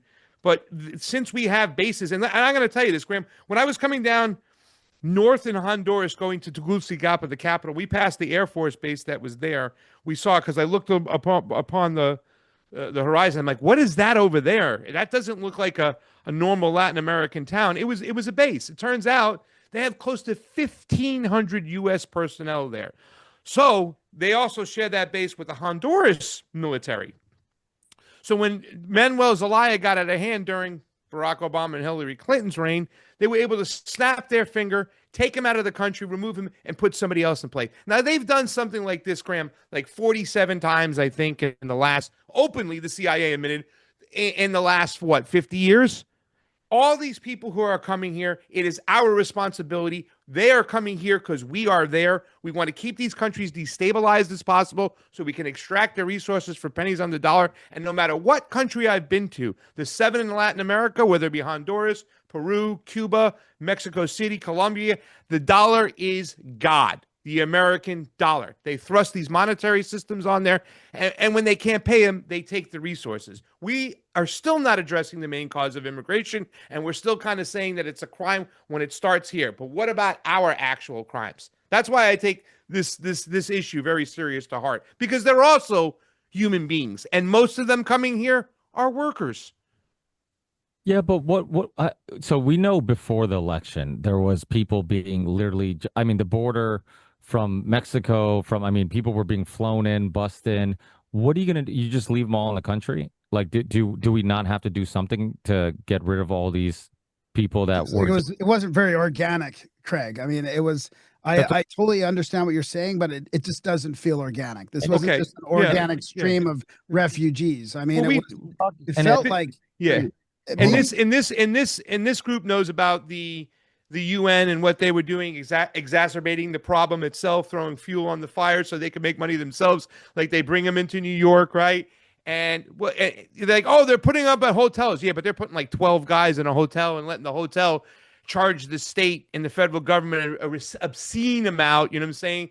You know how much money those people who have those rundown hotels right now that have 4 or 5 immigrants in a 1-bedroom over there, how much they're making from taxing the state. So we understand that. We know that. But once again, it stems from our problem. Just like when we were talking about pulling the money for the AI, right? Just yank it. Ron Paul style. That's what you were saying, right, Monica? Just yank that motherfucker. Same thing that needs to be done. You don't want to close the border. You can close the border after you close the bases. Why do we need bases down in Guatemala? And why do we need bases down in El Salvador? That create terrorists and wild refugees. Like we have all sorts of economic things that we do. You know, the tariff thing is a splash all over the news, but most of the time that stuff goes on behind the scenes. And what percentage? Yeah. What percentage do you think there are for of people coming into the border so-called illegally that are part of what you say would fall into that? What I'm saying is, if we didn't undermine the economic liberty of other countries, I feel like those other or actually stressed them out physically with bombs or threats, that I don't think these people necessarily want to leave their homes. Yeah, but is that what you think was going on before the last election? Yeah, absolutely. Oh, yeah, I think that's been going on here since the 1900s. Yeah, yeah, for sure. You got to go to Nicaragua, Ricky. No, wait. No, I don't need to go to Nicaragua. I just don't want a bunch of immigrants being dropped off in buses and planes. Well, that stuff is histrionics also. No, Yeah. but that stuff was going on. Those are the people we're talking about. We're talking about Yeah, without they're a still workers. They're still fleeing their homeland for what we've done, and it's Yeah. the murder death squads. Well, they're that not. we They might invest not be in. fleeing. It sounds like they're getting an opportunity to come here on the taxpayers' dime. Well, to if get you're their bank talking card and about- all that. After They're we not- destroyed I their don't really country, think Graham. you can call it fleeing. I mean, I think you guys are talking. I think Ricky, what you're talking about is a psyop. I mean, I think it's an operation that's designed for psychological purposes that they'll go in and actually. So what Trump said was, "Hey, we need to get rid of. There are murderers here. There's the Venezuelan guy killed Laken Riley in Georgia. That was real. That was not a psyop. There are murderers there. We need to crack down on the border. So we're going to go to the produce section of the Vallarta and arrest those people." I mean, that's not, they create these psyops. And then I think that in itself was a psyop for Newsom. So shipping people to Martha's Vineyard, which, by the way, puts them where they wouldn't otherwise be. So when you have Chinese people in California or Mexicans in Texas, it's geographically sensible. Cubans in Florida. When you start taking Somalians and putting them in Minneapolis, you're doing that on purpose to disrupt the culture, whatever. So a lot of that stuff is just our government undermining us. But if you want to talk about the human need of immigration and the right to work and travel, a lot of that is pushed from going to those countries and making them less livable. Of course, but nobody's talking about there's always going to be organic amounts of immigration. And totally absorbable. And no that's problem. not and that's not what we're talking about. We're talking about the extreme amount of immigration. And you've got welfare. You've got the human rights industry that gives them $15,000 when they got off the plane. And, you know, there's a lot of things that are being done. Look, I mean, even in Canada, like, look, we pay the temporary people in there $80,000 a year. They come in here, they get jobs that are subsidized by our government in these companies. And there's like 17,000 criminals, like people with criminal records. So there's no vetting process in Canada either, right? They might vet it for that. Yeah. They might be vetting it on purpose to do that. I might be, and I would also say that the United States, along with Canada, gets a lot of the products and the natural resources that are pulled out of the ground that these people are just following over here to the United States in hopes to get some trickle down when they get here. You know what I'm saying? And here's the thing too, as well. When you look at the records, you know, immigrants get charged for crimes at a far smaller rate than the United States citizen. That's another thing that they're talking about. They don't steal elections. That's another big one. You know what I I'm know saying? so many people who did not have the right to vote in California who vote in California. It's very normal. It's a mail-in ballot. You don't need a person to steal an election. No, You I'm need not saying a- that. No, Yeah, I'm I just mean, saying, I think yeah. you're saying that like so-called illegal people don't vote. I have known every time I've ever lived in California, Northern California. So the first person I met who voted illegally, I was horrified. It was a Danish guy. He was at school with me, and you know he wanted to vote for Clinton because everyone thinks that our president is everybody's president. So absolutely voting. They do it at the DMV. You have to get a license within 30 days, even if you're a guest worker, an au pair, everything. And they basically insist that you register to vote. So there's a lot of that, but it doesn't matter because the Constitution allows a state to divvy up its electoral votes any way it wants to. It's not a federal issue. But they don't even ask them. They don't even tell them about the box that needs. You have to opt out from getting that, right? In Nevada and in California, anybody who's registered and you get an automatic ballot when you register or renew. But once again, ballot harvesting is all legal in those states, so I can go and take those ballots and hand them in. That's a whole nother argument.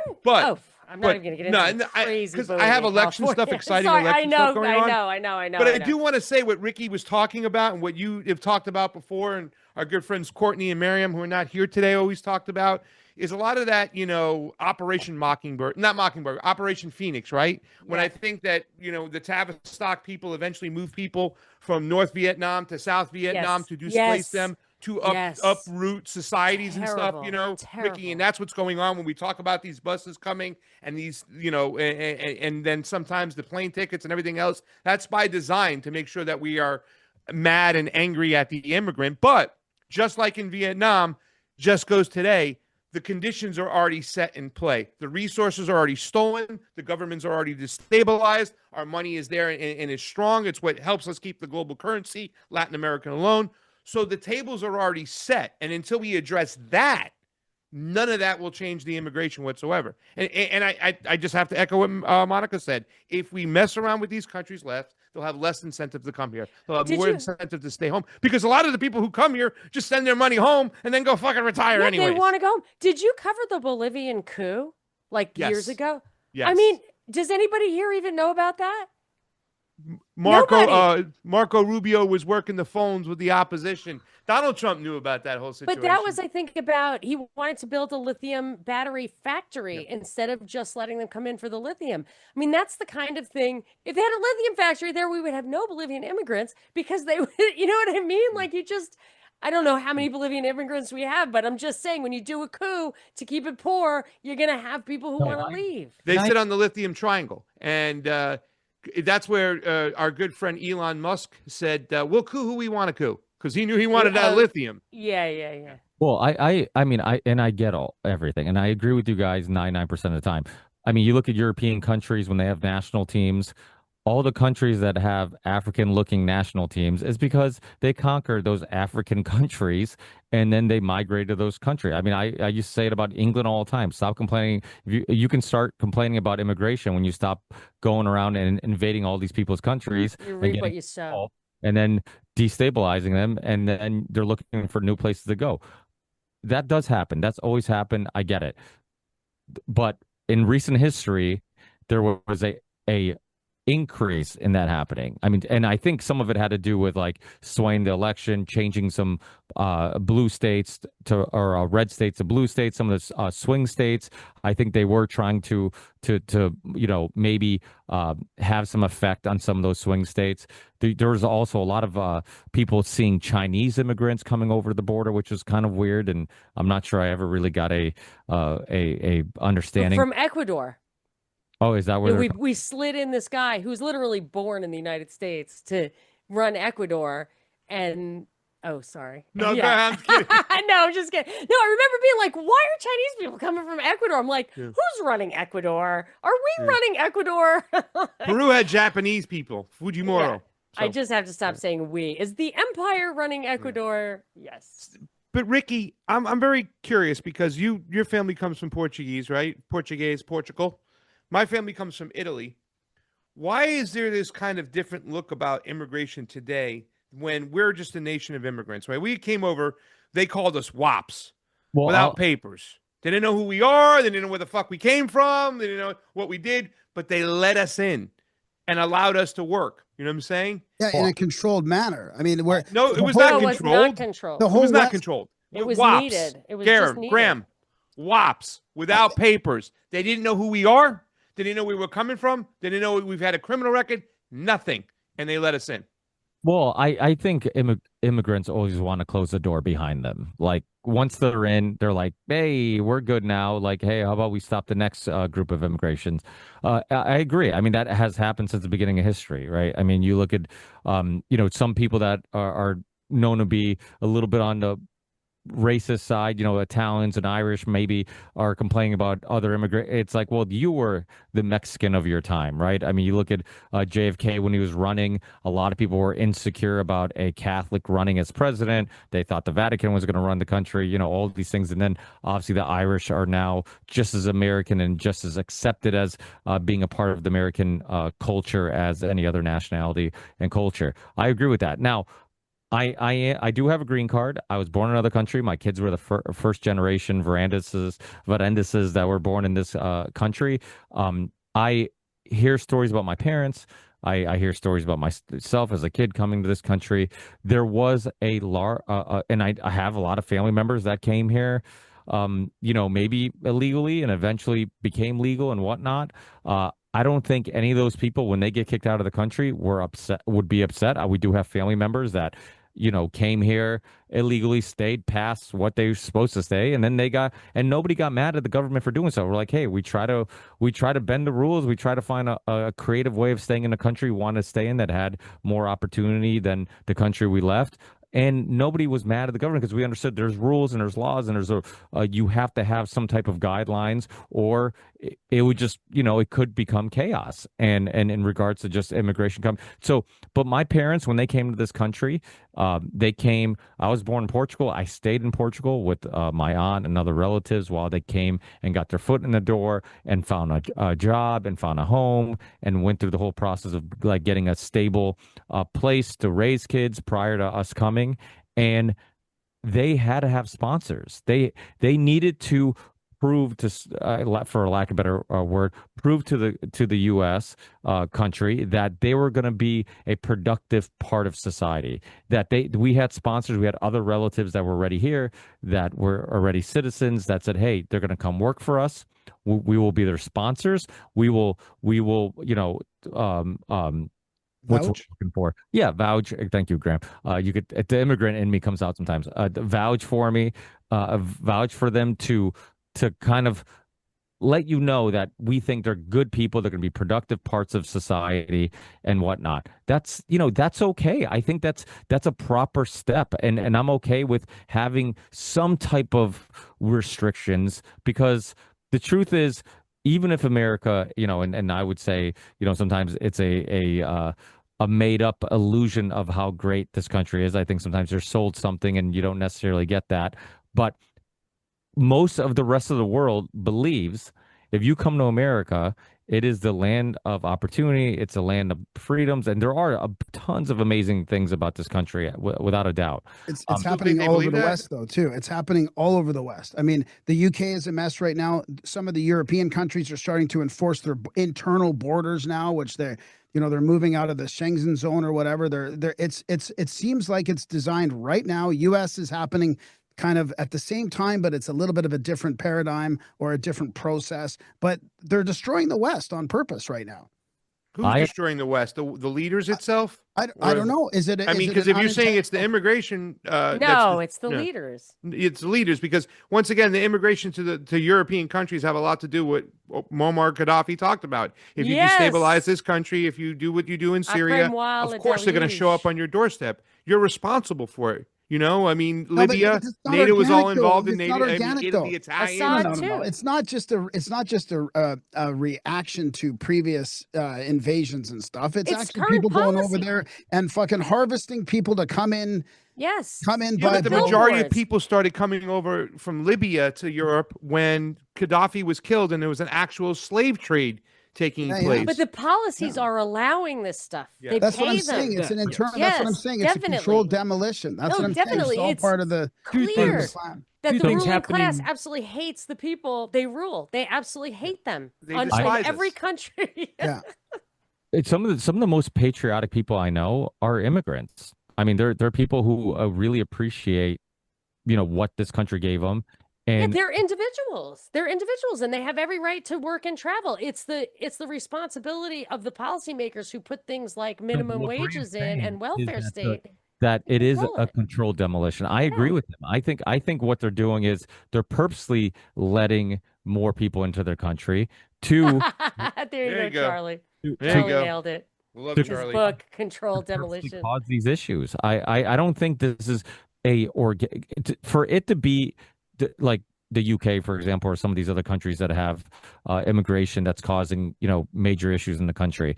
I don't think that's the organic amount of immigration you're getting from being involved in these foreign countries. And I think, like Monica's saying, I agree with you. I think it's a policy thing. I think they're letting it happen for the purpose of letting the civilization dissolve and fall apart. It's all on purpose. Two things happening at the same time.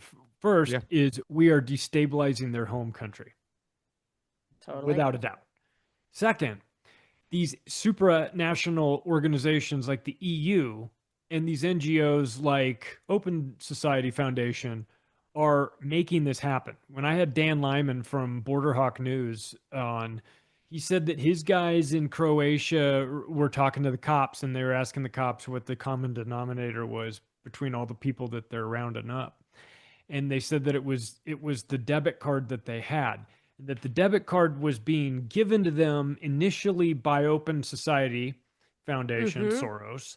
But the interesting part that they weren't expecting was that it was a reloadable card. It wasn't being reloaded by Soros. It was being reloaded by the EU. So you've got simultaneously what we're doing to their home nation and gasoline being poured on the fire with billions of dollars and coordination and pamphlets. You know, they created these pamphlets and these well-worn paths and these arrangements for the people to get organized and to make this 2,000-mile pilgrimage, you know, and like, I feel for the people, you know, like they're leaving a bad situation and some people sit around and wait for the government to take care of them. Some people spring into action and try and make their own luck. And so on the one hand, I can respect people that are like, I'm in hell, I got to go, or, you know, and they get up and they go. Or they just come over to a place like Canada and they realize it's so difficult here to make ends meet that they go back to India. Yeah. But then Some there's places this you can't other go back. component, which we keep hearing about, which is military age fighting men. And I look at these guys and I go, well, this is a different component of this group. This is a group of guys that look like they're here for a reason, maybe. And maybe being financed specifically to be embedded Gladio style, awaiting instructions at some point to spring into, you know, I don't know. I mean, my But that's also the conspiratorial worker. mind goes to all sorts of horrible places. But that's also the worker demographic. It's also Military the age worker men demographic. is the laborer. It's also the it's all in the framing, isn't it? Yeah, I mean, we can force that immigrant, right? Hey, we'll give you citizenship. You fight in our army, or if it's somebody who's recruited to come here, private terrible militaries plan. now are the thing. The private militaries are in, baby. Blackwater.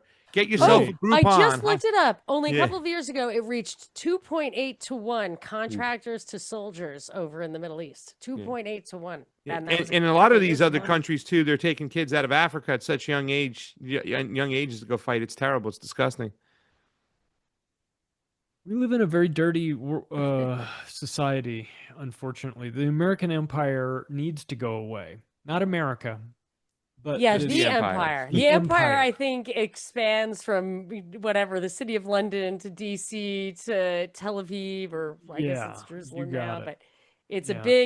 it's a big empire, and we're not running it. And we're not on it. Yeah. All right, let's land this burning airplane, Ricky. Pasta, what's going on? Tell us, Pasta to go? I'm not. I've been battling a lot of illnesses this year. I've been sick. I took a leave of absence. I've been just trying to stay relevant. You were Earlier in always relevant April, to us, Pasta. what's that? I said you're always relevant. Yeah, to you're us. on it. Thank you, dude. Well, I mean, it's just that it's a crazy year. Obviously, last year I started picking up a lot of momentum, working a lot with RT, showing up in the studios and Sputnik, and trying to get my foot in the door to get something going on American soil.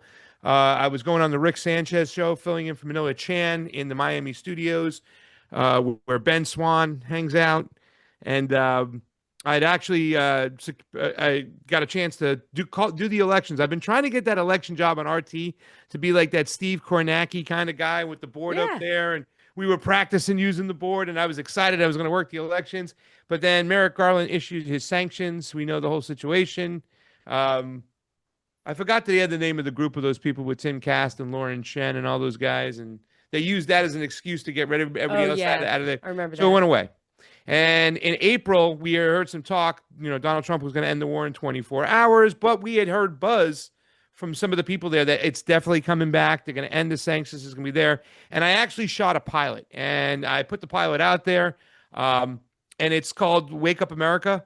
And it's the reason why I'm talking about it, because I think it's so important in our political discourse. It was a morning show for 2 hours with 4 co-hosts. Courtney Turner was actually on it, but it had me as one of the leftists. I had Tatiana Moroz, who's a libertarian, Courtney Turner, who's a truther, leaning to the right, and then a guy by the name of Gerard Michaels, who I call him a common sense conservative. And it was just bringing apart this discourse and conversation to talk whatnot. And I really want to get that into play. So I'm going to always continue to work on that and projects like that. But I am on this. We do the Truth Wire, which is used to be the Combo Couch Mondays and Fridays with Fiorella.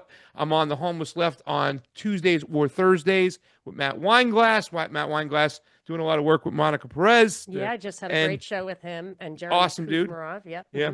And then finally, my pride and joy is every Wednesday at 4 p.m. Eastern for an hour. I host a live call-in drive show, drive time I call it. It's a call-in show. It's Greater New York, and it's just amazing. People call in. I'll throw some topics out there, but they'll call on in, and we're just doing live radio call-ins in Greater New York. I mean, it's North Jersey. It reaches so many millions of people, but it's just awesome. Somebody, I'm offering myself, but I'm not pushing myself. Somebody who disagrees with your listeners, that gets the good calls. Yes. Yeah. So that's what I miss about call-in radio, is that I pissed everybody off, and I had it was the best show. It was scary for me, but that's what makes for good radio. Yeah. Are you not pissing people off with your current podcast?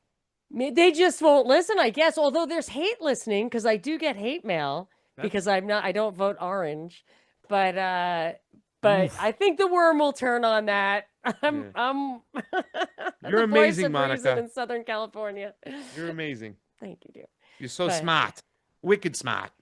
Well, it depends on how much coffee I've had. So I've been flagging a little bit lately. I got a little jet lag because I did just get back from Europe. But glad to have you back. Where can people find you? What do you have? What are you working on right now? It's always the Monica Perez show. Lately, the past couple weeks, I think the last show I did with guests was Matt and Jeremy, which is a great show. It's in my feed right now. But I'm reading and analyzing the report from Iron Mountain, which explains a lot. Takes a couple of different editions because their story changed as to what it really was all about. But you can see that the blueprint was laid out back then, and we're just marching along kind of like an Event 201.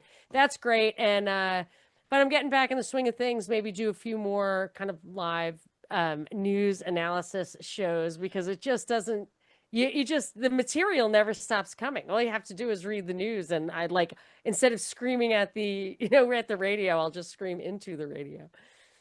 So that's it. Thank you. Graham, what's cooking with Grimerica? Where are you guys going this summer? And are there any spots? We're going to the Azores with Randall Carlson to look for Atlantis in November. There's like one spot left for that. Then we're going to be on Easter Island in March. We're thinking about, I won't talk about a trip that we're thinking about doing to the UK. Don't jinx it. Don't jinx it. But holy shit, going to the Azores with you guys and Randall Carlson would that's going to be amazing. Because there's lots of evidence that the Azores was inhabited pre-Portuguese. I don't know what Ricky thinks. Have you ever been to the Azores, Ricky? No, I was born in the homeland, and I was born in Chaves up north. But I have a lot of family that will go there for vacays, and it's the islands off the coast of Portugal, and they speak slightly different. So, but it's like the north, the south, they all speak slightly different. But Madeira is another island off the coast. That's where Ronaldo was born. But the Azores is beautiful. The weather can be a little crazy. They postpone a lot of soccer games over there, because they'll be just so windy and rainy and whatnot. But it's a beautiful part of Portugal, and you're going to love the food. Everything's super expensive in Europe except eating and drinking. So they have their priorities right. That's still super cheap. Everybody who travels to Europe, Midnight Mike's, I believe, is going overseas too. I believe he's going to Portugal soon if he hasn't already. And that's what I told him. Like, listen, things are going to be expensive, like the travel and whatnot, but once you're there, you can eat and drink super cheap. So you'll enjoy that. The food's awesome. The people are amazing as long as you're not at a soccer game. I'm like, you go to Portugal, you have two experiences. You experience Portugal, eating, drinking. Everybody's super friendly. Everybody wants to get to know you. Everybody's willing to help and whatnot. And then you go to a soccer game where we have to be separated by police. Like dogs. The away fans and the home fans cannot go in together. And we become animals. And so that's like the two experiences in Portugal. But outside of soccer games, we're literally like some of the nicest people on earth. And obviously the surfing's really big in Portugal too. The wine is phenomenal. I don't know if you drink, Graham, but the wine is, oh, you don't? Okay. But the food's phenomenal, and desserts are phenomenal. We have one of the best desserts, in the world, called the pastel nata, which is it's kind of like a croissant outside with a creme brulee. I don't know how to say it the French way. Creme brulee inside. It's absolutely phenomenal. It was originally created at this bakery in Portugal that still exists. That's all they sell is that and coffee, and there'll be lines out the door for it. It's phenomenal. So it's it's a cool little country. And back to the pyramids, right? I mean, so the story goes that there's these pyramids underneath the water. Underneath the water near the Azores. They believe that these pyramids must have been built way before the Portuguese ever went to the Azores. So we don't know who built them.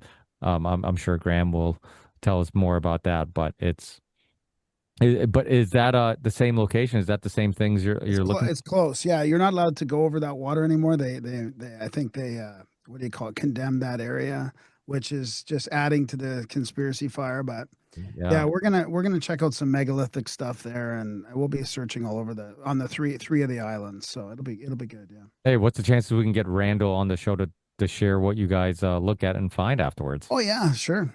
Yeah, we'll get Randall on the show for sure. Has he been on the Union yet, or? No, he's one. Yeah, we'll get him on. People I haven't been able to book yet either for this show or my own show. So we're all huge fans. So it's yeah, I'll get him on for sure. That'd be great. And then we're doing these A-list Canadian sort of news media deconstruction a couple times a week in our regular Grimerica Outlawed and Grimerica and audiobooks and all that. So go to grimerica.ca. You can find everything there. Thanks, guys. Nice. It's good to be here. Nice.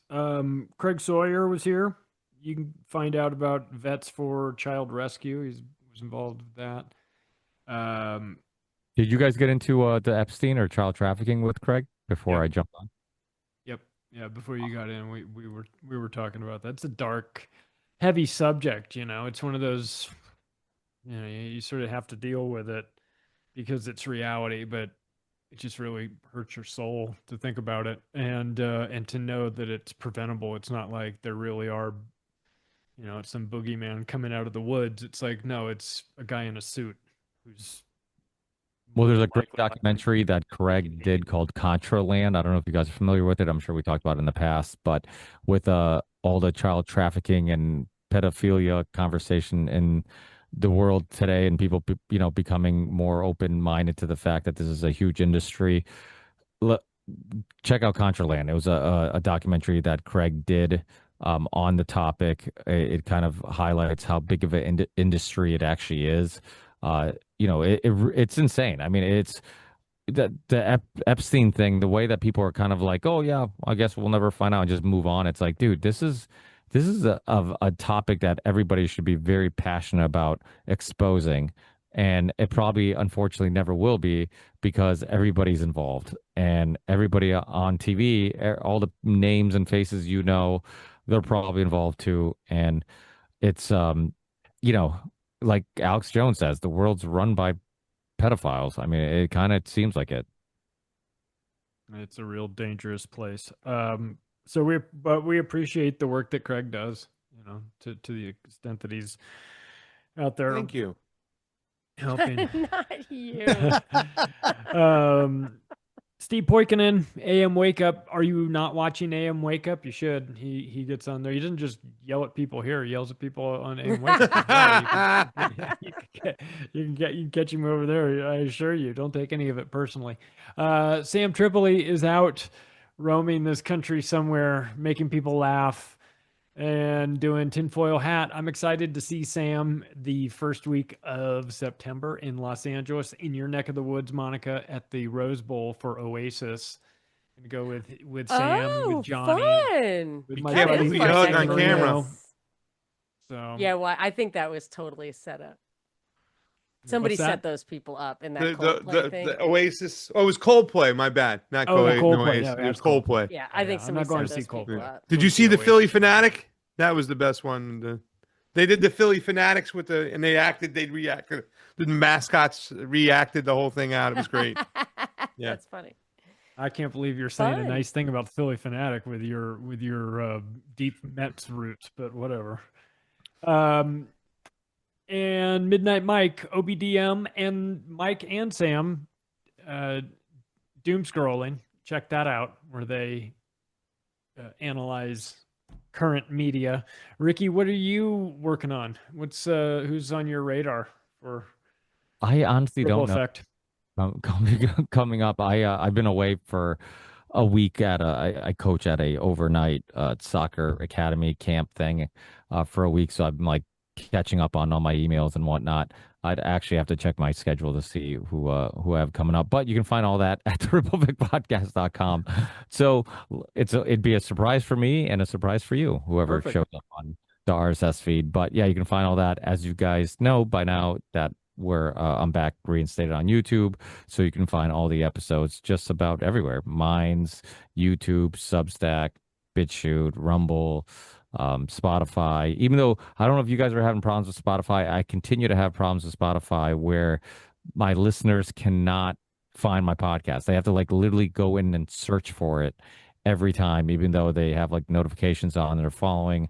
I don't know what type of fuckery Spotify is doing, but I don't know if it's just a me problem or if it's a typical problem for alternative media podcasts, but it seems like They're on to you, Ricky. Oh, They're on to you. Probably you. For sure. That's yeah. frustrating. We've had enough controversial people on the show that I'm sure somebody's on to me, but it's I do want to say before we end this, like, I do appreciate everybody disagreeing in a civil manner. I think that this is really represents how people should be able to have these discussions where we can share ideas, challenge ideas without anybody getting too personal or getting too mad. Because the truth is, like, we all kind of see the world in the same light. You know, we might disagree on some details, but I think we all want the same things, and we're all probably a little bit afraid of whatever the hell's going on. And I think the only way to really fight back is coming together and also, you know, discussing what we agree with and also what we disagree with. So yeah, you know, I think we're all gonna, just like the COVID era, I think in the future we're all gonna need each other's support and help. I think greater fights will be ahead of us. If it's AI, if it's another false flag, if it's a war, if it's whatever. I just hope that we all do stick together, because I think during COVID we saw what we could accomplish if we all just help each other out and really push back against the powers that shouldn't be. So let's continue doing it. Thanks, guys. Thank you, Ricky. That was beautiful. Thank you, Charlie. Check that out. I've got Drew Treglia on this week, director of Barnum World and Jones Plantation. And you can check out Barnum World. It's available for free on YouTube and Rumble. And it's the mockumentary to end all documentaries, as they say, which is great. So I'm happy to contribute to that as the voice in your head as you're watching that. And if you want to connect with me, macroaggressions.io is my website. You can find out information about the audiobooks. Get The Octopus in Global Control. Right, Graham? Right. Yeah. Please. My book, his voice. Give it a good review. Yeah, get the audiobook. It was a good read. Kind of scary, actually. Yeah, it's 23 hours. You must have been so fucking sick of listening to the words. Needed to go get some help after that. I bet you did. Yeah. Well, I have a tendency to do that. So thank you for allowing me to traumatize you. Ricky, we got anything else? I think that's it. I just want to tell Craig Pasta, we're thinking about you, my friend. I know you don't feel the best in regards to health, but you need anything, we got your back. If we can help in any way, I'm sure, you know, we'll be jumping for the opportunity to help out. So you're in our thoughts, you're in our prayers. Thank you. And hopefully you keep smiling and we keep seeing you on the show. Yeah, I remember I called you. I felt good one week, and you're like, there's not a lot of news going on. We're going to kick it to next week. And it was like just news pouring out of the glass, that thing. And then the next week I was too sick to come on, and I haven't felt good until today to come back on. But, you know, I mean, man, the healthcare system is crazy, but I learned a lot of stuff coming out of COVID too. And we're going to keep fighting and figure out what we have to do. So thank you guys. You know, I appreciate it.